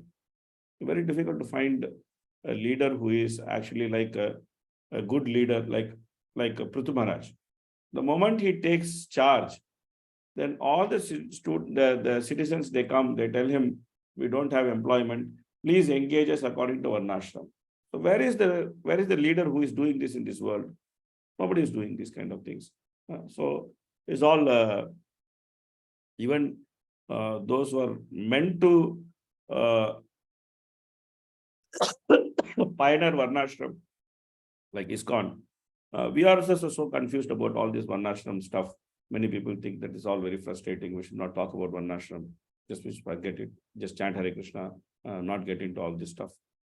Some people think that no, without Varnashram, nothing can be done. So there's so much variety of discussion going on. So Kali Yuga is very difficult in this, but previous Yugas, it is very clear. But they always coexist. That's what is the point. Another question, Prabhuji. This goddess Kali is drinking blood. Yeah. Goddess Kali, I mean, she's such a great personality. She's drinking blood. So what is your comment about it? So if you actually read Bhagavad Gita, 11th chapter of Bhagavad Gita, there we can see Krishna is eating live people. The whole army is going inside Krishna's mouth, and there is graphic description of how the bodies are torn when it is caught between the teeth of Krishna. A very graphic description is there. That the bodies went into Krishna's mouth and then they got torn in the teeth of Krishna, and Krishna is devouring everybody, and all of them, Bhishma, Drona, Pramukha, everybody is swine, they are going into Krishna's mouth. If you see, there's one previous movie which came that, what is that? A movie called Maya Bazaar, it came. It's a very famous movie at that time. In that movie, this Gadotkaja is sitting and eating laddu. He is singing some song and eating laddu. And he's sitting in front of the plate of laddu, and all the laddu is flowing into his mouth like that. So like that, the whole army is flowing into Krishna's mouth, and Krishna is devouring the whole army. So Kali is the energy of time factor. Kala, Kali. And what is the function of time factor? Time factor devours. That is the function of time factor. So it is nothing surprising that Kali is drinking blood, because she is the energy of Kala. Kala, Kali. This is the Ghora Rupa of the Lord, which is displayed in the material world for the benefit of non-believers. For the benefit of non-believers. The non-believers think that the body is everything. So therefore, they put so much emphasis on the body. But Kala, it comes and devours that body, which is actually the shelter of the non-believers. And sometimes he cuts the body into pieces. And sometimes he does it by himself, or sometimes, in the modern world, there is the process called post-mortem, where they cut the dead body and then they make it into pieces. So this is all lesson for us to understand that we should not invest so much in the body. We should not be invested in the body. Time will destroy this. So this is nothing surprising. Krishna divorce. Krishna is so nice. So that's why Prabhupada says, which form you want to see?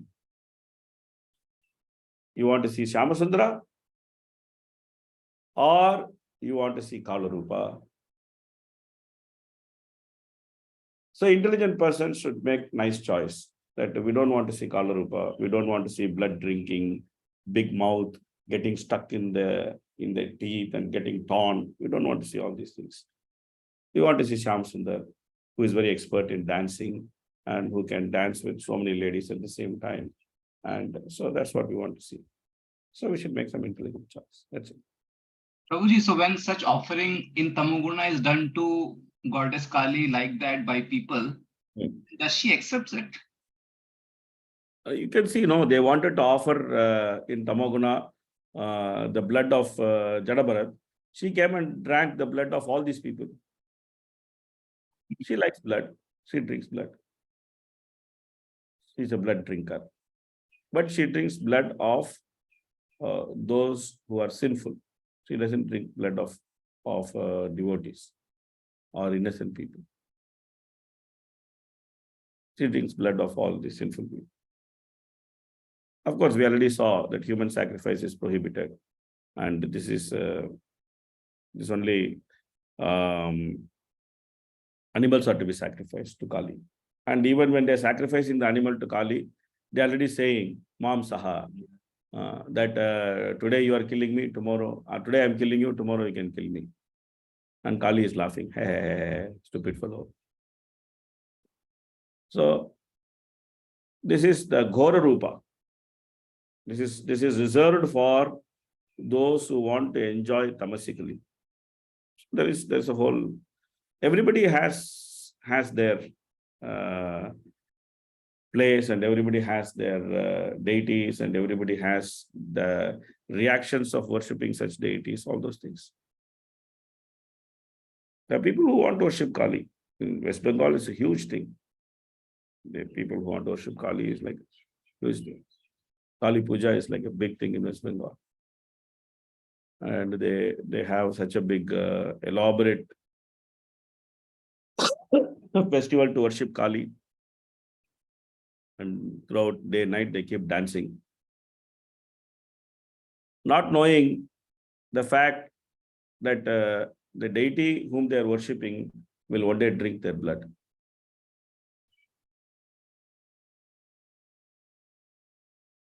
That's the reality. Another question, Prabhuji, that here Jad Bharat is not reacting. Similarly, we find Prahlad doesn't react, or Amrish Maharaj also doesn't react. But there are other devotees like Dhruv Maharaj, he is reacting. So how to understand when to react and when not to react? So in Dhruva's purport, there is one story which Prabhupada says about Narad Muni and the snake. So that is our rule for reacting. That story basically is our rule for reacting, that we should raise the hood, but we should not bite. That's what we should do. There are like Prahlad, for example, is a perfect devotee when he is born. He is given as an example of Kripa Siddha in Nectar of Devotion. That Prahlad is given as an example of Kripa Siddha. If you actually see Nectar of Devotion, because Narad Muni wished that he become a perfect devotee. How to become Kripa Siddha? By wish of a pure devotee, or by the wish of the Lord to become Kripa Siddha. So Narad Muni wished that he become pure devotee. So therefore Prahlad was born as pure devotee. Whereas Dhruva was not born as pure devotee. Dhruva was born as a full-fledged Kshatriya. Later, by Narad Muni's interference, he became pure devotee. Okay. So therefore, Dhruva is reacting. He himself says that, oh, you are giving very good instruction, but you see, this instruction are meant for Brahmana and I'm Kshatriya. This instruction don't so much appeal to me. So can you give me something which I can do something with? So this is his premise of approaching the spiritual master. So it's a very, very different premise. So therefore he reacts. So that is why there is a very big analysis of devotees in three modes in the fourth canto.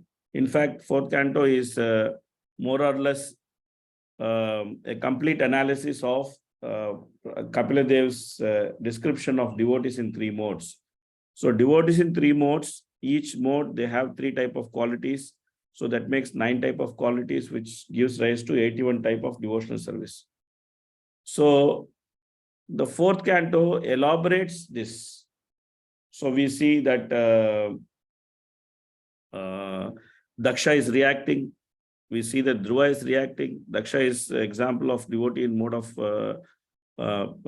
ignorance. Dhruva is example of devotee in mode of passion. Prithu is example of devotee in mode of goodness. So each of them react. It's not that they don't react, but they all react in different ways. Prithu reacts differently to Indra's disturbance. Dhruva reacts differently to his stepmother's insult. Daksha reacts differently to Lord Shiva's proper behavior. So what do we learn? As long as we are practicing devotional service in three modes, we are bound to react. We are bound to react. We cannot be sthita prajna. We are bound to react. So if we have to give up reacting and remain in transcendental state, then one should become sthita prajna. One should go beyond the influence of the three modes and practice devotional service. Of course, reacting in Sattva-guna is still acceptable because it's not so bad. It's very close to devotional reaction or transcendental reaction, but still it is Sattva-guna. Still it is Sattva-guna. So it makes us react with a certain selfish nature, which is very good, not like the tamasic selfish nature or rajasic selfish nature. Very good, valid selfish nature, but still it is not pure devotional service. So therefore, reaction in Sattva-guna is not so good. But when it is on the forefront of the pure devotional service, then reactions in Sattva-guna are acceptable because they are saturated with the understanding of pure devotional service. Then it becomes acceptable. So that's what it is. Thank you. So we'll take a break now. We'll settle at 12:10. We can take a Gayatri break. Take a 10 minutes break, 10 or 15. What? Yugal Prabhu, what is the break time? You can have 10 minutes break. Okay, so 10 minutes break. So 12:10, 12:20, we'll be back and then we'll take the next chapter. Hare Krishna, Krishna Krishna, Hare Hare, Hare Ram, Ram Ram, Hare Hare.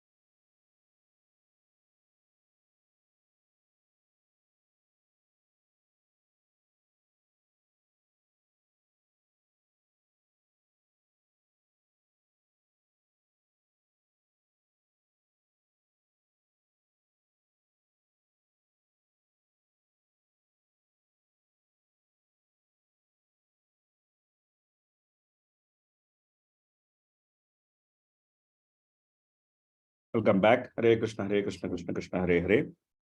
Hare Ram, Ram Ram, Hare Hare. Okay, so we get to the next chapter, which is titled The Discussion Between Jadabharata and Maharaj Raghugana. So we have been waiting for this. This is the actual main subject matter of this section, which is the discussion between these two. So whatever we have seen is just a prelude, which is building up to this discussion. And this discussion is the prime subject matter of this unit.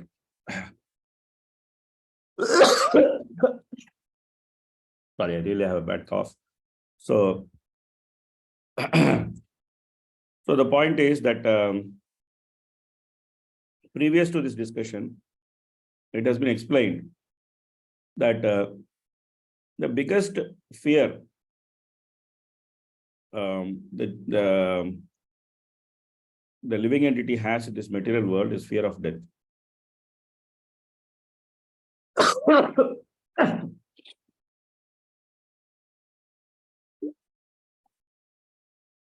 That's the biggest fear he has.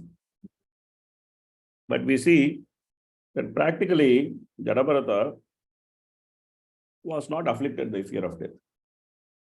Even when he was put in a situation where there was only a few seconds between him and death, he was not reacting. That great personality who was so fixed in his devotional service and was so determined not to react, he reacted partly out of compassion and partly out of his own mental disturbance. However, he reacted so beautifully that in the process of instructing Jadabharata, he also reaffirmed his own conviction of remaining undisturbed in this material world.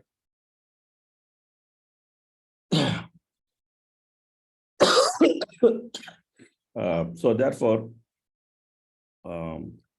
Jadabharata's conversation with King Raghugana is a very, very unique conversation. It's very instructive. Okay, without wasting much time, let us directly jump into it. So next person can read.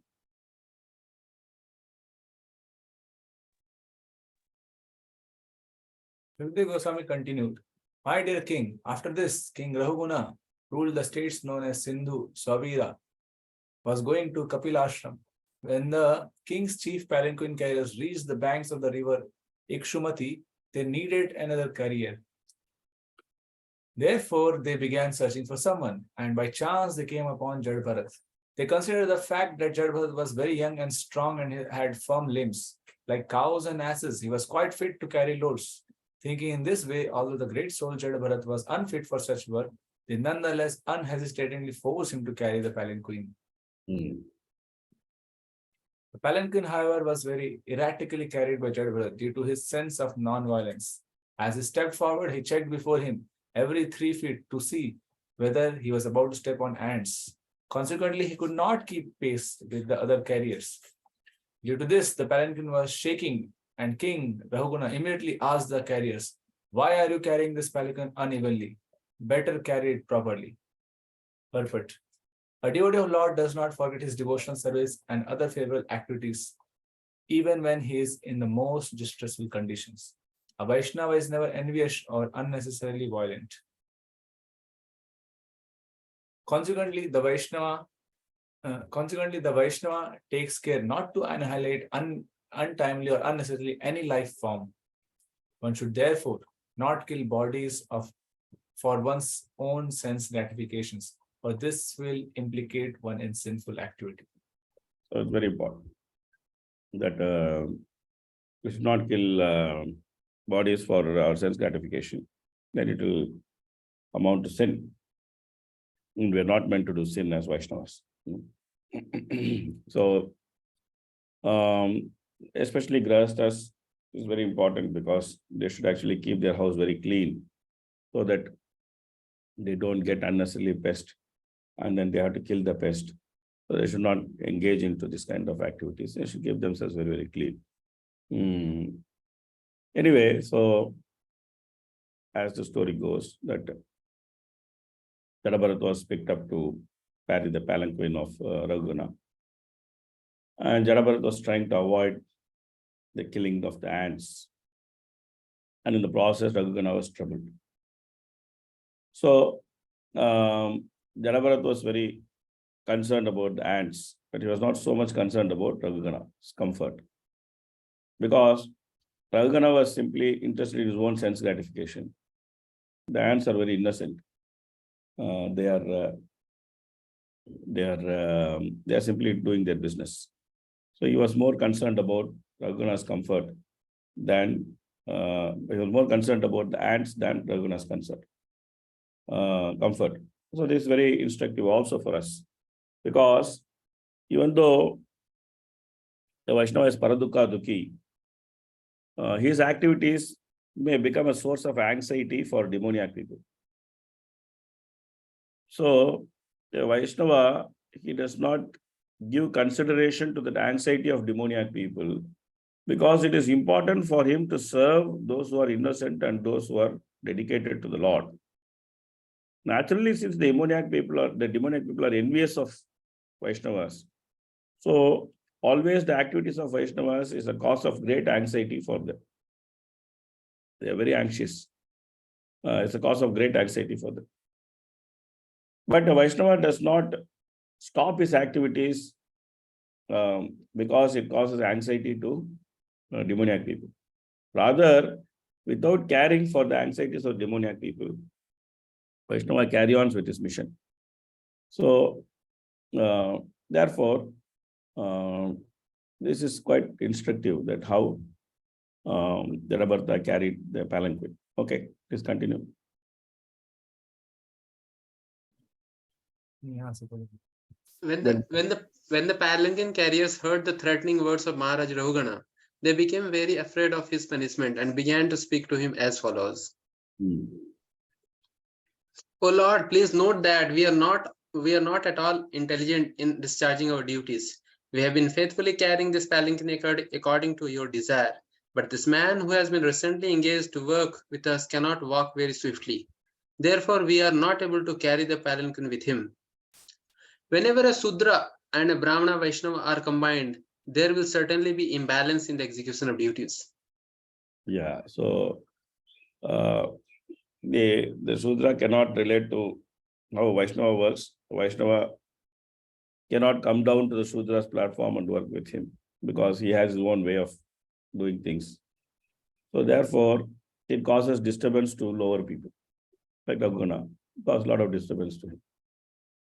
Okay. King Rahugana could understand the speeches given by the carriers who were afraid of being punished. He could also understand that simply due to the fault of one person, the palanquin was not being carried properly. Knowing this perfectly well and hearing their appeal, he became a little angry. Although he was very advanced in political science and was very experienced, his anger arose due to his inborn nature as a king. Actually, King Rahugana's mind was covered by the mode of passion, and he therefore spoke as follows to Jadabharat, whose Brahmana effulgence was not clearly visible, being covered like a fire covered by ashes. Purport. The distinction between Rajoguna and Satoguna is explained in this verse. Although the king was very upright and advanced in political science and governmental management, he was nonetheless in the mode of passion, and therefore, due to a slight agitation, he became angry. Jadabharat, despite all kinds of injustice endured because of his deaf and dumb display, remained silent by the strength of his spiritual advancement. So this is very, very important for devotees, especially many times devotees misunderstand that passion is good and they can utilize passion in devotional service. There's some misunderstanding is there. And devotees always think that, oh, by being passionate, I can achieve things. By being passionate, we'll commit offenses. That's what will happen. There may be a sense of achieving things. There may be a semblance of doing activities very nicely. But by being in passion, will lose discrimination and will commit offenses. Even though Raghugana was very experienced king and he knew the principles of governance, because he was passionate, he became angry and then he committed the grave offense of chastising a great devotee. So passion is not good combination with devotional service. One should actually work very steadily to raise oneself to mode of goodness and then to raise oneself to transcendental platform. So devotees who are afflicted by passionate ignorance, they are considered as below Kanishta level. And devotees who are in goodness, they are considered at Kanishta level. And devotees who are transcended three modes, they are considered to be in Madhyama level. And devotees who are very expert, they are Uttama. So Prabhupada says that we should at least bring ourselves to Madhyama platform. So definitely, as devotees, we should try to work to free ourselves from mode of passion. Because mode of passion will actually spoil our devotional service. So that's what is the warning which is given by Kapila Deva also. Mode of goodness and mode of passion, it tends to spoil our devotional service. And we may end up committing some offense or something like that. Okay. So, because Raghugana was afflicted by passion, even though he was a great king who had all good qualities, he did something which is not appropriate. Okay, please read. King Raghugana told Jad Bharat, how troublesome this is, my dear brother. You certainly appear very fatigued because you have carried this palanquin alone without assistance for a long time and for a long distance. Besides that, due to your old age, you have become greatly troubled. My dear friend, I see that you are not very firm, nor very strong and stout. Aren't your fellow carriers cooperating with you? In this way, the king criticized Jad Bharat with sarcastic words. Yet, despite being criticized in this way, Jad Bharat had no bodily conception of the situation. He knew that he was not the body, for he had attained his spiritual identity. He was neither fat, lean, nor thin, nor had he anything to do with a lump of matter, a combination of the 5 gross and 3 subtle elements. He had nothing to do with the metal body and its two hands and legs. In other words, he had completely realized his spiritual identity, Aham Brahmasmi. He was therefore unaffected by this sarcastic criticism from the king.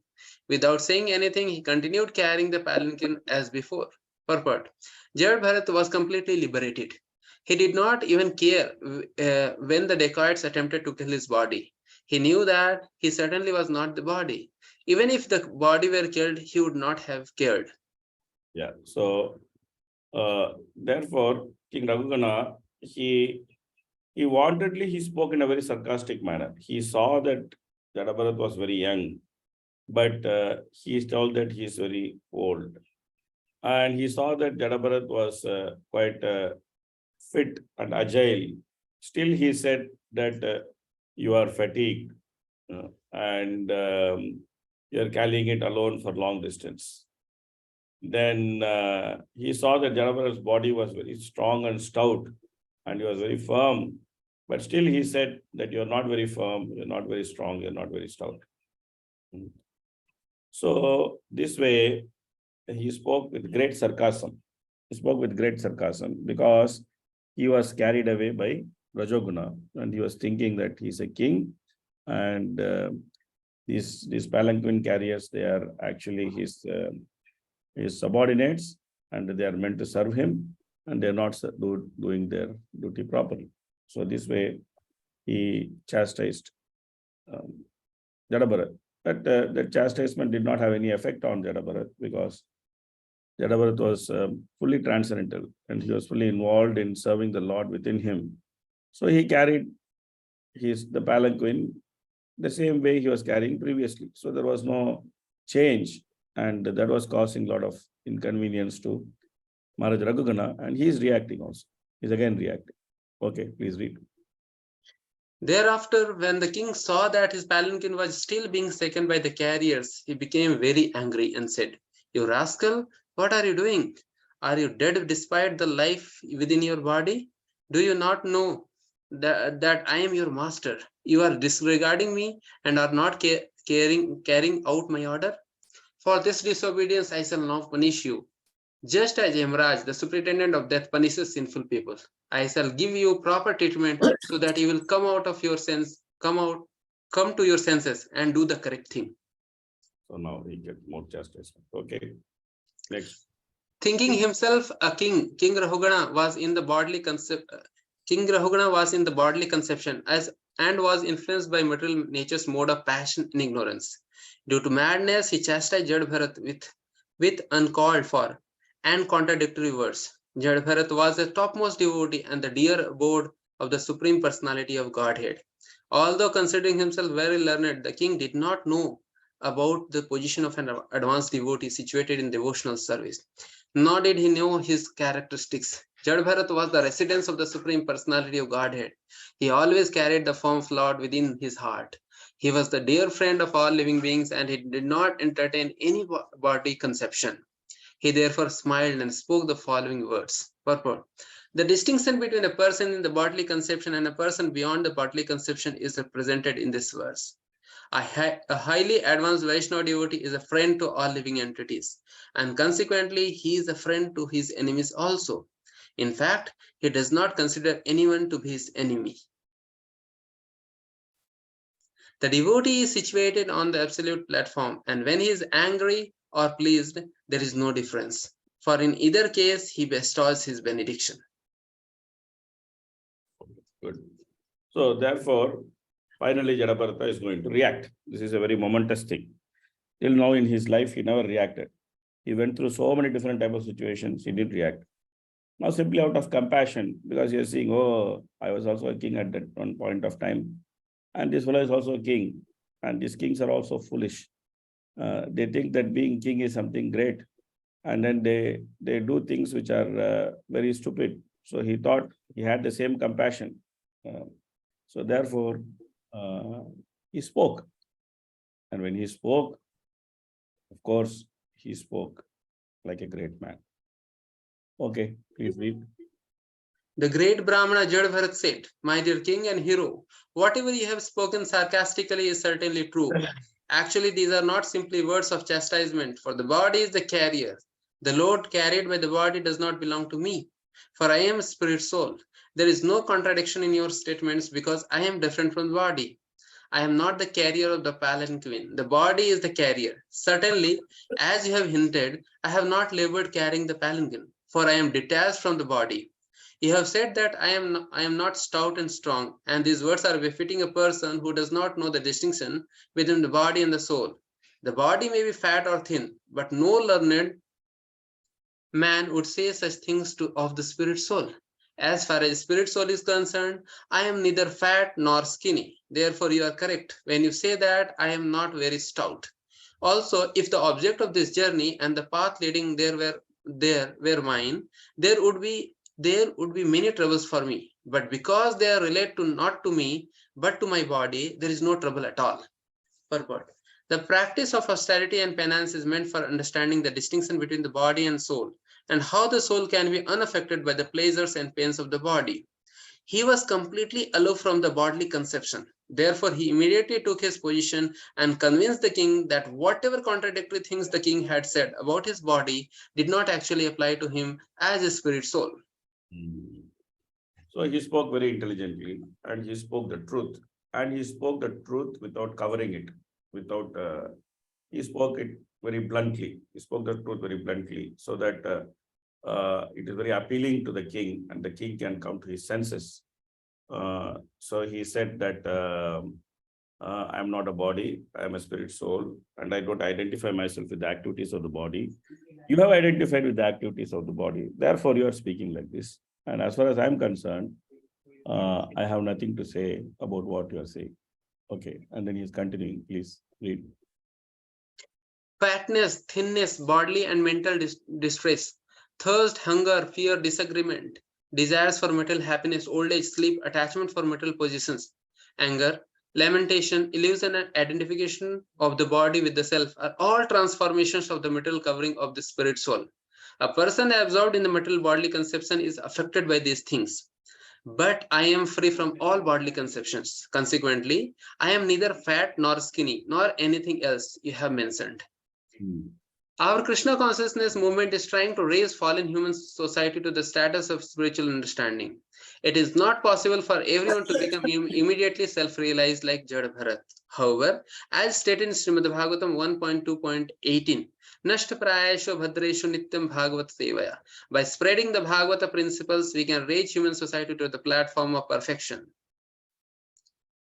So he is continuing. He is tearing his argument into pieces. He's continuing. Okay, please read. My dear king, you have unnecessarily accused me of being dead, though alive. In this regard, I can only say that this is the case everyone. This is the case everywhere, because everything material has its beginning and end. As far as you're thinking that you are the king and master and are thus trying to order me, this is also incorrect, because these positions are temporary. Today you are the king and I am your servant, but tomorrow the position may be changed and you may be my servant and I am your master. These are temporary circumstances created by providence.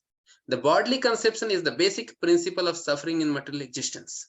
In this life, one may be a king, and in the next life, one may be a dog, according to karma. Without self-realization and knowledge, conditional life continues, and one falsely claims himself a king, a servant, a cat, or a dog.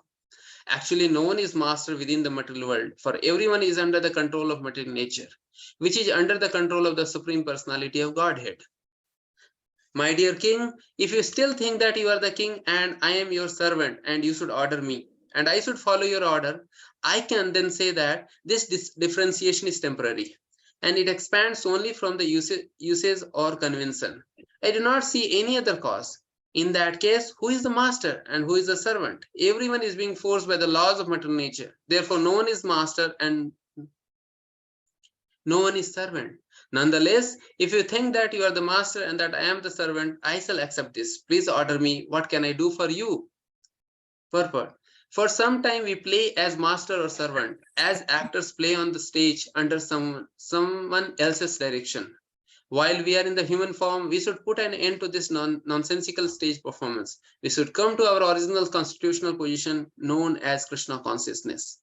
So Jadabharata gave some very sound advice to this king. And he actually made him understand that whatever chastisement the king has spoken in anger, they're all meaningless. But yet, Jadabharat actually showed that if the king is not willing to understand, then he is willing to order, follow the orders of the king. So this way, he showed himself as a person who is not carried away by false ego and criticizing him. Because we can see that the two types of criticism can be offered. That one criticism is simply offered by false ego, just like Daksha was criticizing Lord Shiva. So that was simply a display of false ego. He said, oh, what is this Shiva? He does not understand how to behave in the assembly of great men. He does not understand how to give respect, all these things, and he is unfit. He cannot be demigod. He is like this, he is like that, he is like a monkey. My daughter was like a doe, and then he married my doe-like daughter, and then he's like he's like a madman, blah, blah, blah. So many things he criticized Lord Shiva. But that criticism was simply out of envy. But here, Jadabharata's criticism of Raghugana is not out of envy, but simply out of compassion. He felt very compassionate to Raghugana, who was actually thinking that he's a king. Because Jadabharata suffered, thinking that he was the king, and how he became a deer, and now how he has become Jadabharata, he remembered all these things.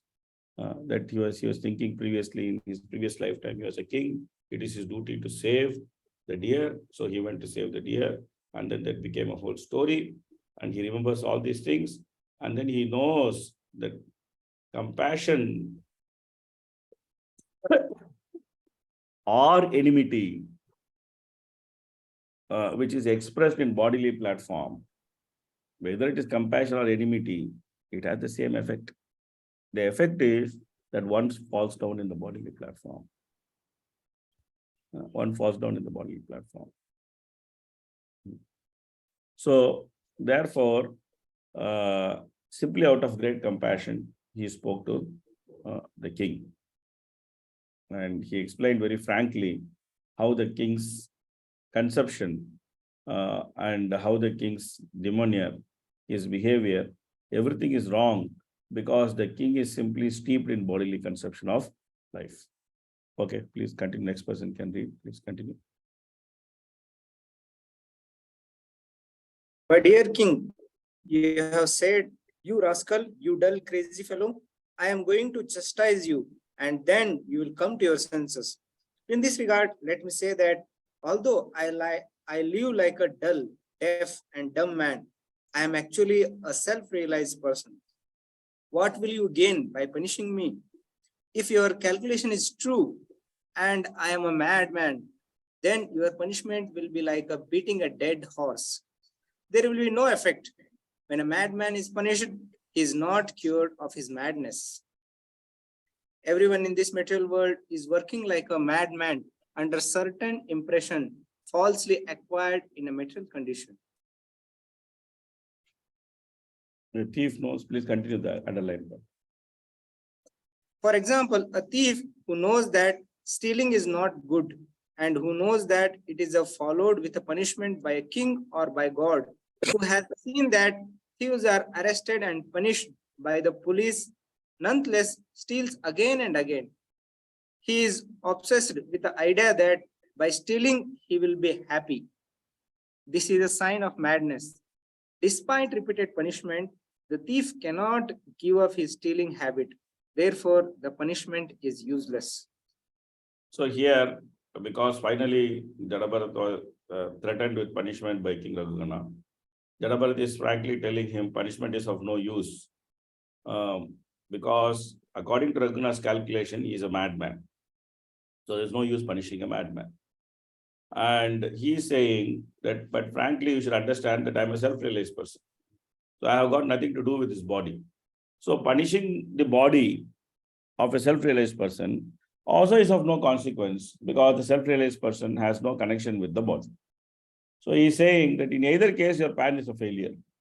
If as per your calculation that I'm a madman, your plan is a failure because punishing the madman has no effect. And if you try to understand my situation, I'm a self-realized person, I have got nothing to do with this body. So therefore, punishing this body has no effect on me.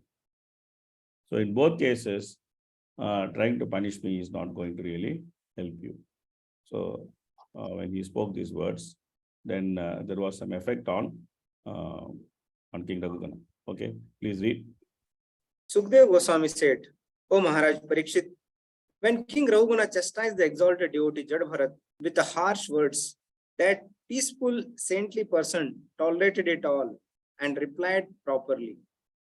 Nescience is due to the bodily conception, and Jadbharat was not affected by this false conception. Out of his natural humility, he never considered himself a great devotee, and he is agreed to suffer the results of his past karma. Like an ordinary man, he thought that by carrying the palanquin, he was destroying the reactions of his past misdeeds. Thinking in this way, he began to carry the palanquin as before. As exalted devotee of the Lord never thinks that he is a Paramahansa or liberated person. He always remains a humble servant of the Lord. In all reverse conditions, he agreed to suffer the results of his past life. He never accuses the Lord by putting him into distress condition. When suffering reversed conditions, the devotee always considers that the reverse conditions are the Lord's concession. He is never angry with his master. He is always satisfied with the position his master offers. So these are all very, very important instructions for us, very practical instructions, because we are actually in a preaching movement, and in a preaching movement, so many things are happening, and we have so many managerial things going on there. And in the process of dealing with each other in the preaching movement and trying to expand the preaching, sometimes we may be put in very bad condition. So these are things which we should learn very clearly, that what kind of attitude we should have and what kind of mentality we should have, and how to overcome very difficult circumstances with proper attitude, proper mentality, is very, very important for us to know. So here Prabhupada actually explains that we should never be angry with our master, or rather we should be satisfied with the position the master offers. It's very, very important. And sometimes we see the devotees are in big position, and then suddenly overnight they lose their position. They become no one. And it's so difficult for them to adjust to it. They can't adjust to the fact that now I don't have position. I'm not a very powerful person. No, I'm not like this. But position within the movement is simply a facility to expand service. It is not meant for anything else. So when there is a need for us to expand service, then the position might be there. And when that need is already fulfilled, or when that need is no longer felt, then the position may not be there. But the service is always there. If not this service, maybe some other service. Not that service, maybe some other service. It's unlimited opportunity to serve the Lord. It's unlimited opportunity to do what the Lord, to do what is pleasing to the Lord. So in this case, we should never be dissatisfied because position is not there, because service is always there. Service is always there. So therefore, out of great compassion, he spoke to King Raghugana, and then he tried to continue his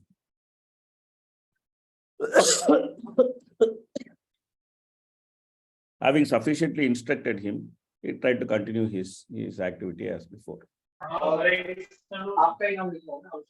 Okay.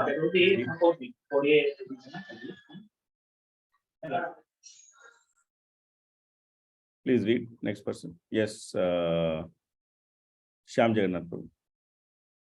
Hare Krishna, Prabhuji.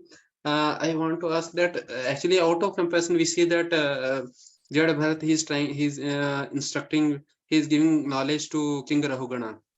But we see that he was there with his brothers and their they were trying to, his father was also trying to teach him, no? But that time he was not, he acted as fool. He did not even try to preach to his brothers. And so how do you understand this? So with Raghugana, he had identified himself little bit. Yeah, because Raghugana was a king and Bharata was a king before. So therefore, he identified himself little bit with Raghugana and the Raghugana's situation. So therefore, he was a bit extra compassionate to Raghugana. He knows that I have been there, I have done that. Arey, you guy, you're also being there, you're also doing that. You don't know the consequence of it. I have faced it. So let me just tell you that don't do this, don't be there, don't do that. So it's like a compassion for his own man, because he is a Kshatriya and he has had that mentality and he has seen the effect of that mentality. And then when someone comes with the same situation, then you tend to become really compassionate. It happens in our own life also. Suppose we have faced some situation and we have overcome that situation. And then we find that someone else is going through the same situation. We are thinking, "Arey, ye kyun itna lafada kar raha hai? Why don't we just save this guy?" The natural compassion of the Vaishnava. That he understands, he knows from where Raghugana is coming, and he knows that whatever he is speaking, from where it comes, because he has been in the same position. So therefore, it becomes easier for him to relate himself to Raghugana much better. So this is one reason. But there's other reason. That other reason we'll in the end we'll discuss, because there's a small hint which Sukadeva Goswami drops at the very end of this pastime. And that reason, that hint is very, very powerful. So when we come to the end of this pastime, we'll discuss that reason, that why why Jadabharta reacted to Raghugana. Okay. Okay, please read.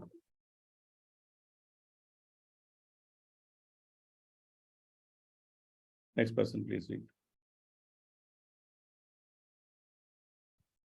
Shukdev Goswami continued. O best of the Pandu dynasty, Maharaj Parikshit, the king of the Sindhu and Sauvira estates, Maharaj Rahugan, had great faith in discussions of the absolute truth. Being thus qualified, he heard from Jad Bharat that philosophical presentation, which is approved by all scriptures on the mystic yoga process and which slackens the knot in the heart.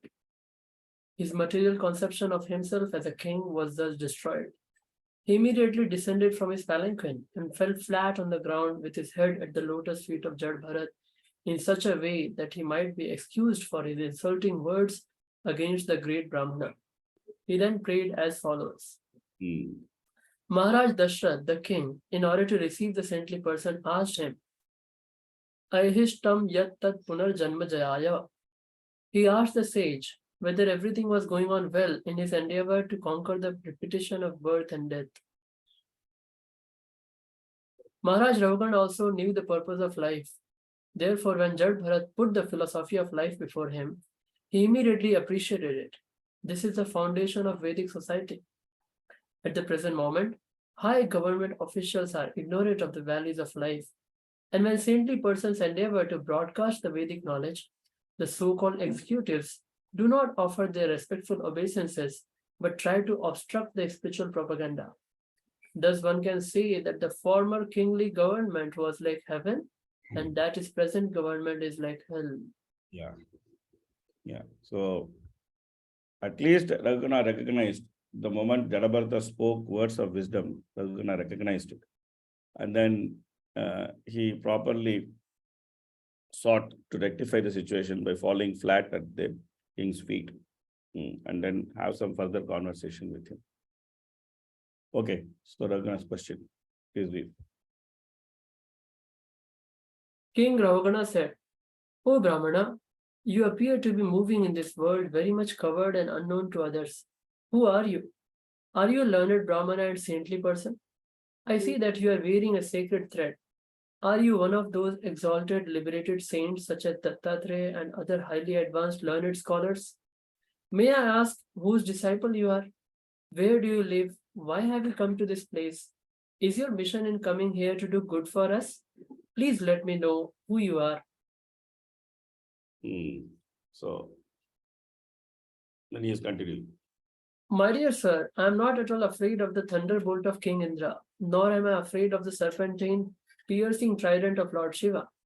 I do not care about the punishment of Yamraj, the superintendent of death, nor am I afraid of fire, scorching sun, moon, wind, nor the weapons of Kuvera. Yet I am afraid of offending a Brahmana. I am very much afraid of this. Yeah, so this is the right position. The right position that we should be very much afraid of offending devotees. But sometimes we see in ISKCON, we casually offend devotees. But here, Raghuna is instructing us that it is more dangerous than all these things he has listed.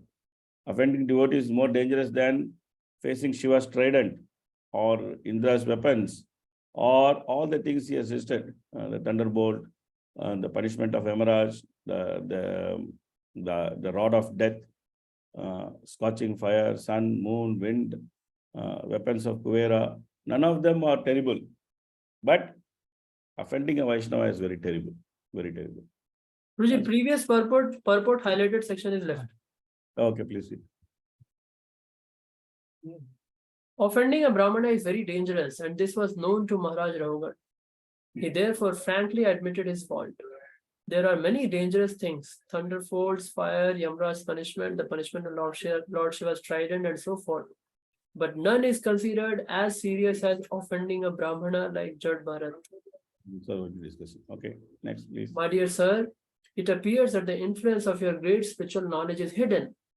Factually, you are bereft of all material association and fully absorbed in the thought of the Supreme.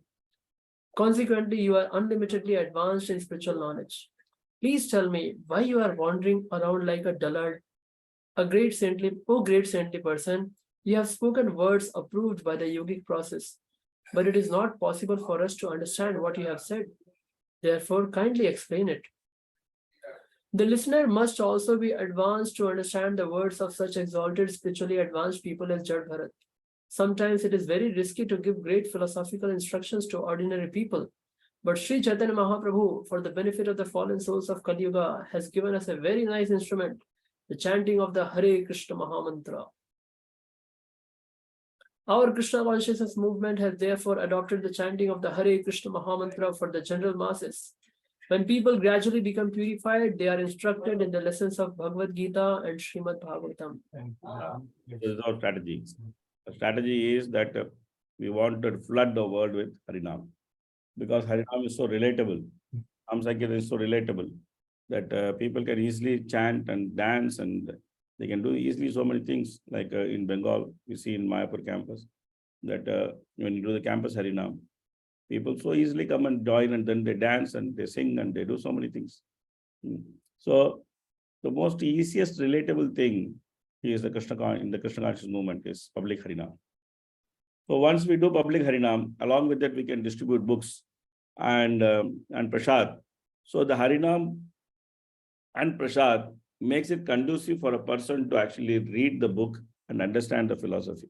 Otherwise, it's very, very difficult in Kali Yuga to actually read a book and understand some basic philosophy and then become interested in that. Is very difficult. So that basic process of public Harinam and prasad distribution and book distribution is a very, very powerful tool. We should never give up the tool in preaching. Yes, Vrindavani Priyamati. Hare Krishna. I have one question. As you said about offending the devotees, sometimes defending oneself results in offending others. So how to deal in such a situation? We should defend ourselves without offending others. In the process of defending ourselves, we should not do dushana of others. I am such an exalted person, but that person is so useless. Do not say things like that. Of course, I am exaggerating, but we should be very careful not to offend others while defending ourselves. Like, for example, if someone found some fault with us, which is not correct, you may say that this fault is not correct for such and such reason. But we may also not criticize the other person for finding that fault. We may think that maybe that person has some misunderstanding, so he has actually found the fault with me. So probably if I directly speak to him and sort out, then the whole fault will, then the whole conception might be more clear. So we may say, we may give the benefit of doubt to the other person for criticizing us. So when we give the benefit of doubt to the other person for criticizing us, this way we will not say anything offensive against that person. We'll not end up saying, oh, that person, I know how that person is. You know, last week he was criticizing this devotee. Now the week before you were criticizing that devotee previously. So this person is a chronic criticizer. So he has criticized me also. So why we should get into this? We can actually defend ourselves without offending others. When someone criticizes us, our first reaction should be that, yes, this may be true. That should be the first reaction. That yes, this may be true because the person feels like this. Genuinely, he may feel like this. Or then we should see that how we can improve ourselves with that criticism. Then its criticism is always very useful. And we can always improve, but only thing we should have open mind. That's it. I have seen this in my own life. I was very heavily criticized by one devotee. And at that time, those who were around me, they were also telling me that, oh, why this devotee is so badly criticizing? There's no need for criticizing so much. And I also felt that there's no need to criticize so much. But when I look back and when I see that if I can improve myself with the criticism, a lot of things changed in my life. A lot of things changed. So we don't have to necessarily, in the process of defending ourselves, we don't have to necessarily offend others. Not needed. Not needed. Yes, Bhakti. Also the mantra. Prabhuji, in the beginning, there was a purport where we saw that Jad Bharat didn't want to even cause harm to the ants. Yeah. So we should not cause harm to even other small living entities. So like many times this question comes like about like mosquitoes and bed bugs and pests. So yeah, actually there is a hell to kill mosquitoes. Yeah. And bed bugs. So it is there in the fifth canto. There's a Yes, help Prabhuji. for those kind of people. So we are not meant to kill them because they actually are. They are seeking their natural food. It's like we are sitting in the prasad hall and someone comes and kills us. Why did you kill? Because hey, you're having prasadam, so I'm killing you. So we feel so unjustified. Oh, I'm hungry. There's prasad. I'm eating. Why I should be killed for it? The same way the mosquito is hungry, and his prasad is our blood. So he is drinking it. So what is his fault? He doesn't have any fault. Doesn't have any fault. He is not that he is inimical towards us. He is not thinking, oh, this Bhakti Vaibhav Das. Okay, he is here. Let me go and let me drink all his blood. Let me bring all my relatives and attack this guy and drink the blood, and I will not touch Sudhamanta Das. Bhakti Vaibhav Das will know what a mosquito is. Then he will not mess around with mosquitoes. He is not thinking like that. He is just innocently coming. The first available flesh is just piercing and then trying to drink, which is his food, which is the blood. Therefore, it's not recommended to kill. Rather, we should use mosquito net. We should protect. We should stop the mosquito from coming inside and attacking us. That's the proper way of doing it. That's the proper way of doing it. We should not. Kill the mosquito unnecessarily. Of course, we should keep circumstances, surroundings clean so that there's no mosquito. But some of the temples is just not possible, because I found in Delhi, Panjabi Bagh temple, it has more mosquitoes than devotees. But why the reason the mosquito is there? Because there is a huge open gutter which is just flowing across the road on the other side. And that open gutter contains almost I don't know what percentage of Delhi's all the sewage it contains there. So that is like a huge breeding ground for mosquitoes. So therefore, the devotees there have done various measures to control the mosquitoes from coming inside. And these things have to be done. You can't you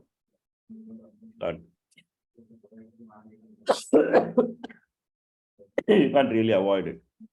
Or sometimes in a hospital, you may have to do some measures from mosquitoes or bugs coming inside, because they can carry the infection from one person to another person and things like that. But in general, we should try to avoid killing them. Prabhuji, but is it like justifiable in the name of self-defense when they? I think Prabhupada also once, there is something like that. When one devotee was about to, he was making a mosquito net for Prabhupada, and then within the mosquito net, one mosquito went, and then he tried to kill it, and then Prabhupada was seeing that he did not die. Then Prabhupada sighed. But later, when one mosquito was sitting on Prabhupada's body, and Prabhupada killed, and it was, this is in self-defense. Yeah. That instruction is always there. But how much time we are waiting for mosquito to come and bite us? The problem is that we don't wait for mosquito to come and bite us. We have various instruments, some electric bat, that this, and then we go around killing mosquitoes. I am the mosquito killer of the world. We just go around killing mosquitoes. Or sometimes we put some coil or something like that, which it directly kills the mosquito. So either we should do like that, we should wait for the mosquito to bite us and then kill, saying that some justification is there because he's biting me, so I'm killing him. So that kind of thing is fine. But the best is to avoid. That's what Prabhupada said, that you should carry mosquito net everywhere. You should put mosquito net. Try to sleep within mosquito net. Means that you're trying to avoid killing mosquitoes. Still, if one or two comes inside and then attacks you, okay, you can kill. It's okay. Yes, thank you. It's not that you don't go with mosquito net and then you start killing mosquitoes. Means you're not done your job. Right? So that's also important. Prabhuji, also in case of like taking care of the deities area, so there sometimes unavoidably this pests, they come, and then one has to do pest control and all these things also to maintain. Yeah, so all these practical considerations we should always see. But I have seen in old temples, somehow I have seen that in old temples, they don't worry so much about old temples. I'm not talking about ISKCON temples. I'm talking about very old temples, traditional old temples. They don't worry so much about cockroach running here and there. They can hardly see the cockroach because the Garbhagriha is like so dark and there's only oil lamp in the Garbhagriha. So they can hardly see the cockroach or anything. But they don't so much worry about cockroaches running here and there. But of course, that's not our standard. Prabhupada didn't instruct us like that. Prabhupada told us to be immaculately clean. So practically in the deity room or in those places, whatever has to be done has to be done.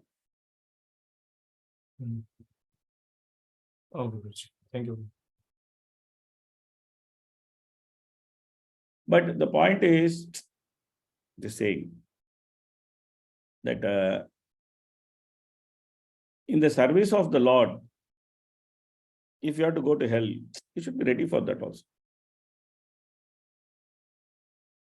You should not think that, oh, I am doing service of the Lord, I should not go to hell. In Bhagavatam, it says that Narayana Parasarve Nakutastina Vibhyati Swarga Apavarga Narakeshu Apitulyartha Darshina. So we should also try to develop that mentality that in the service of the Lord, I'm doing something. If it takes me to hell, it's okay.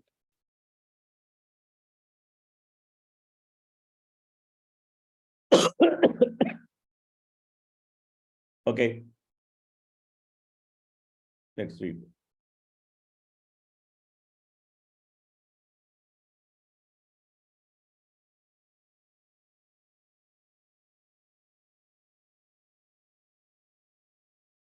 Who is the next reader?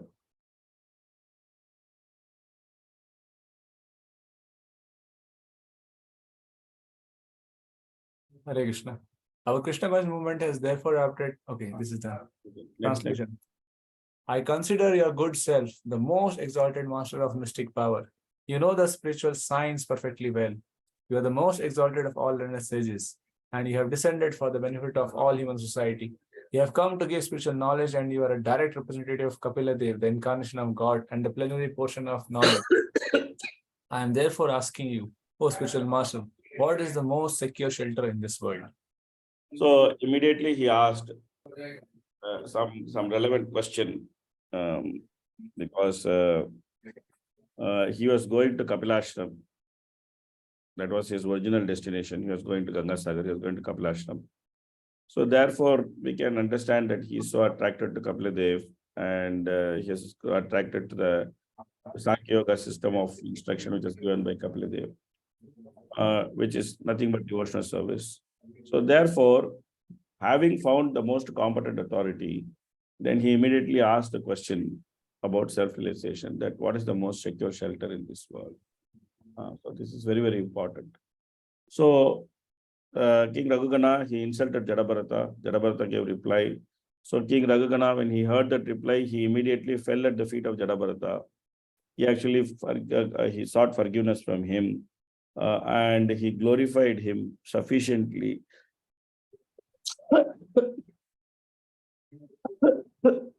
Then he asked him for giving some instruction. So this way, he repented sufficiently for his mistake, and then he did the right things when he actually understood Jadabharata's situation. Okay. Although Jadbharat was an ordinary living entity, he had inherited all the knowledge given by the Supreme Personality of Godhead, Kapila Dev. Therefore, Maharaj Rahugan concluded that it was appropriate to ask him about Atma Tattva, his spiritual science. Tad Vijnartham sa Gurum eva vigachet. This Vedic injunction is also confirmed herein. If anyone is at all interested in knowing their spiritual science, Brahma Jignasa, he must approach a guru like Jadbharat. Is it not a fact that your good self is the direct representative of Kapil Dev, the incarnation of the Supreme Personality of Godhead? To examine people and see who is actually a human being and who is not, you have presented yourself to be a deaf and dumb person. Are you not moving this way upon the surface of the world? I am very attached to family life and worldly activities, and I am blind to spiritual knowledge. Nonetheless, I am now present before you and seeking enlightenment from you. How can I advance in spiritual life? In the association of such a sadhu as Jad Bharat, Maharaj Raugan came to the awareness that his activities as a royal authority were simply illusory phenomena. He therefore agreed to receive knowledge from Jad Bharat, and that was the beginning of his perfection. So that is his qualification.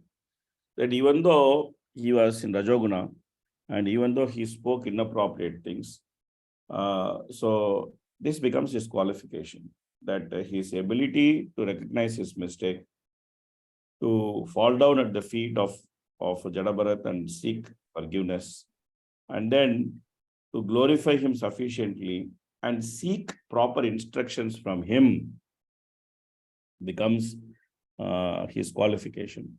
And then he is further asking his doubts. Okay, please read further. You have said, I am not fatigued from labor. Although the soul is different from the body, there is fatigue because of bodily labor, and it appears to be the fatigue of the soul. When you are carrying the palanquin, there is certainly labor for the soul. This is my conjecture. You have also said that the external behavior exhibited between the master and the servant is not factual. But although in the phenomenal world it is not factual, the products of the phenomenal world can actually affect things. That is visible and experienced. As such, even though material activities are impermanent, they cannot be said to be untrue. This is a discussion on the Mayavad philosophy and the practical philosophy of Vaishnavas. A dream that we see at night is certainly false, but a horrible dream certainly affects the person seeing it. The soul's fatigue is not factual, but as long as one is immersed in the illusory bodily conception, one is affected by such false dreams. A water pot is made of earth and is temporary. Actually, there is no water pot, there is simply earth. However, as long as the water pot can contain water, we can use it in that way. It cannot be said to be absolutely false. Continue, please. King Rahogana said, my dear sir, you have said that designations like bodily fatness and thinness are not characteristic of the soul. That is incorrect because designations like pain and pleasure are certainly felt by the soul. You may put a pot of milk and rice within fire, and the milk and rice are automatically heated one after the other. Similarly, due to bodily pains and pleasures, the senses, mind, and soul are affected. The soul cannot be completely detached from this conditioning. This argument put forward by Mayavad philosophy. Please. This argument put forward by Maharaj Raugan is correct from the practical point of view, but it arises from an attachment to the bodily conception. It can be said that a person sitting in his car is certainly different from his car, but if there is damage to the car, the owner of the car, being overly attached to the car, feels pain. Actually, the damage done to the car has nothing to do with the car's proprietor.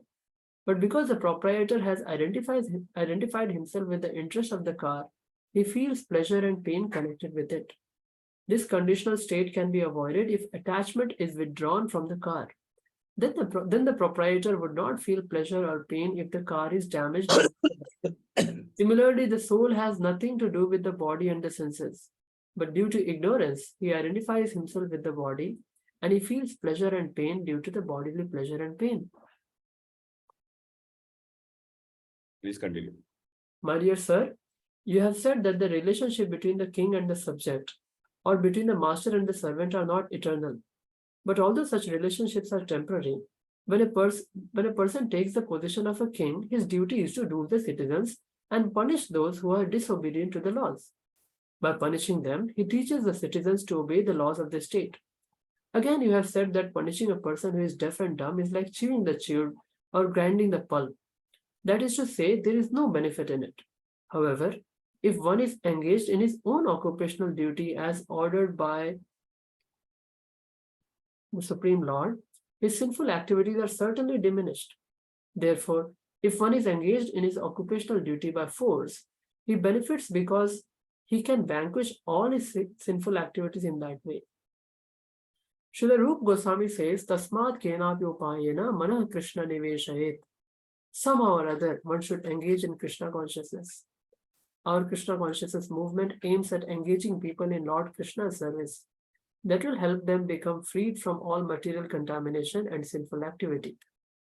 The duty of the king is to rule his citizens in such a way that they can become Krishna conscious. King Raugan tried to engage Jad Bharat in carrying the palanquin, which is a form of sense gratification for the king.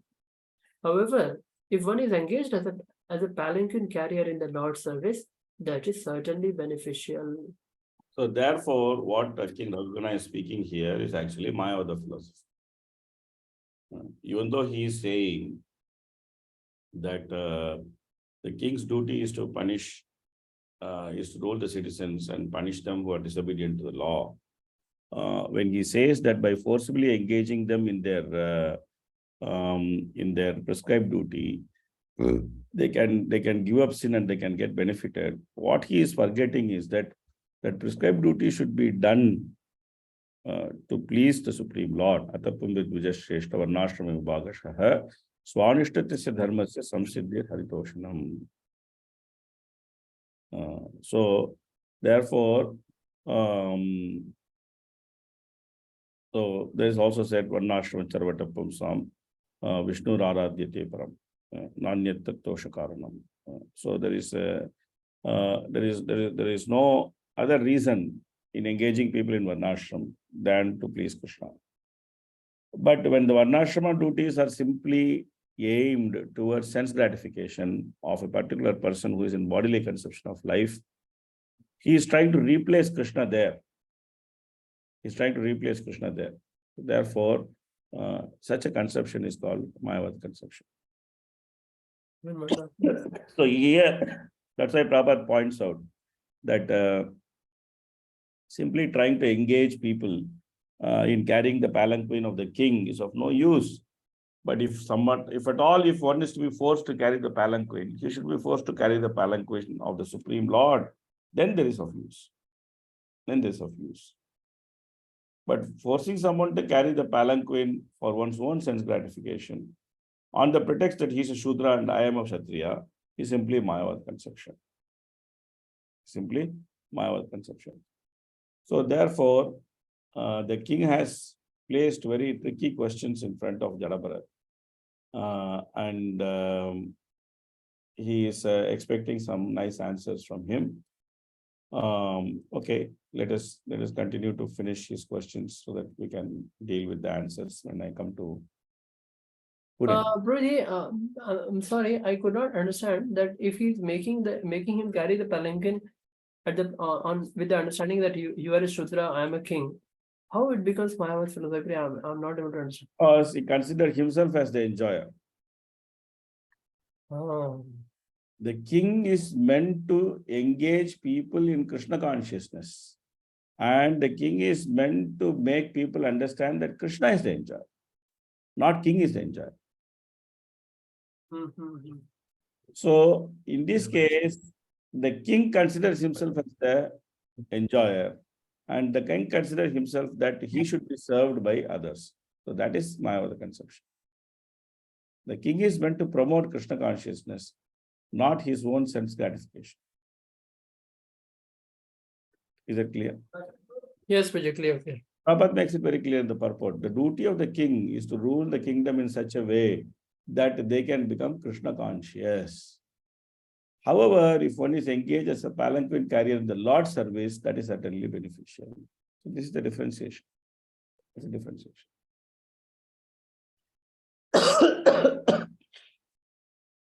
So ultimately, things should be done not to please oneself. Things should be done to please Krishna. If that conception is not there, then it is Mayavad.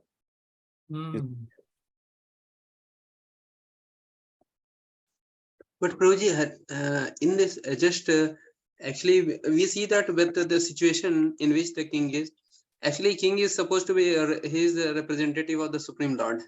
So if he is engaging, and he is even going to attend to Kapila Ashram, so he is going for service only, and king himself is a representative of the Lord.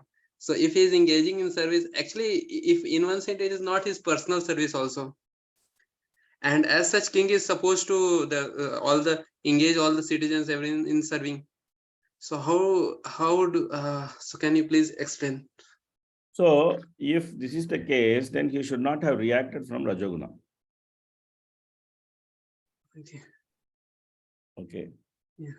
He should not have reacted from Rajoguna. He should have reacted from transcendental platform. So there is a reaction, and that reaction comes. And when that reaction comes, it actually shows the level of consciousness of a person. That's why Arjuna is asking the very important question that how does a Sthita Prajna look?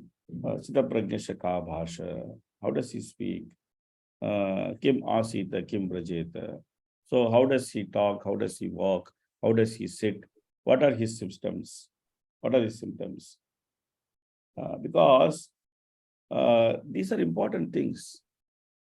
That how you react to an external situation presented to you, it actually determines what is the level of your consciousness. So then it is clear whether we are afflicted by Mayavad, or we are a devotee, or we are not devotee. It becomes king. It's not about carrying the palanquin, but it's about the person who is sitting on the palanquin, in what consciousness he is sitting. Okay. You understand? Yeah. A king who is Krishna conscious, he should never consider himself as the object of service. He should understand that Krishna is the object of service. So therefore, if there is some discrepancy, he should try to understand the nature of discrepancy before pronouncing the punishment. Okay. But in this case, he did not try to understand the nature of discrepancy. He simply directly pronounced the punishment. Okay. And he spoke very sarcastically. So these things actually show that this is the Mayavadi conception. Is it clear? Okay. Yes. Yes, Praveen. Thank you. That's why this Mayavadi conception is is a very subtle thing. And how it comes, and how it acts, and how it affects us, this is not very easy to understand. Sometimes it looks all right. So for Raghunath, it is looking all right. He's thinking, I am a king.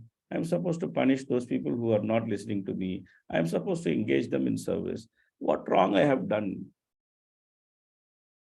What wrong I have done? He is asking very frankly. Very frankly, he is putting this question. So that's why it is so difficult to understand the influence of Mayavad in our working, as long as we are afflicted by the three modes. Okay, we'll stop here. Hopefully, I'll see you next week in person, and then we'll continue to close this chapter. Hare Krishna, Krishna Krishna, Hare Hare, Hare Ram, Ram Ram, Ram Hare Hare. Srimad Bhagavatam ki jai, Srila Prabhupada ki jai, Gaur Premanande, Hare Hare Bol.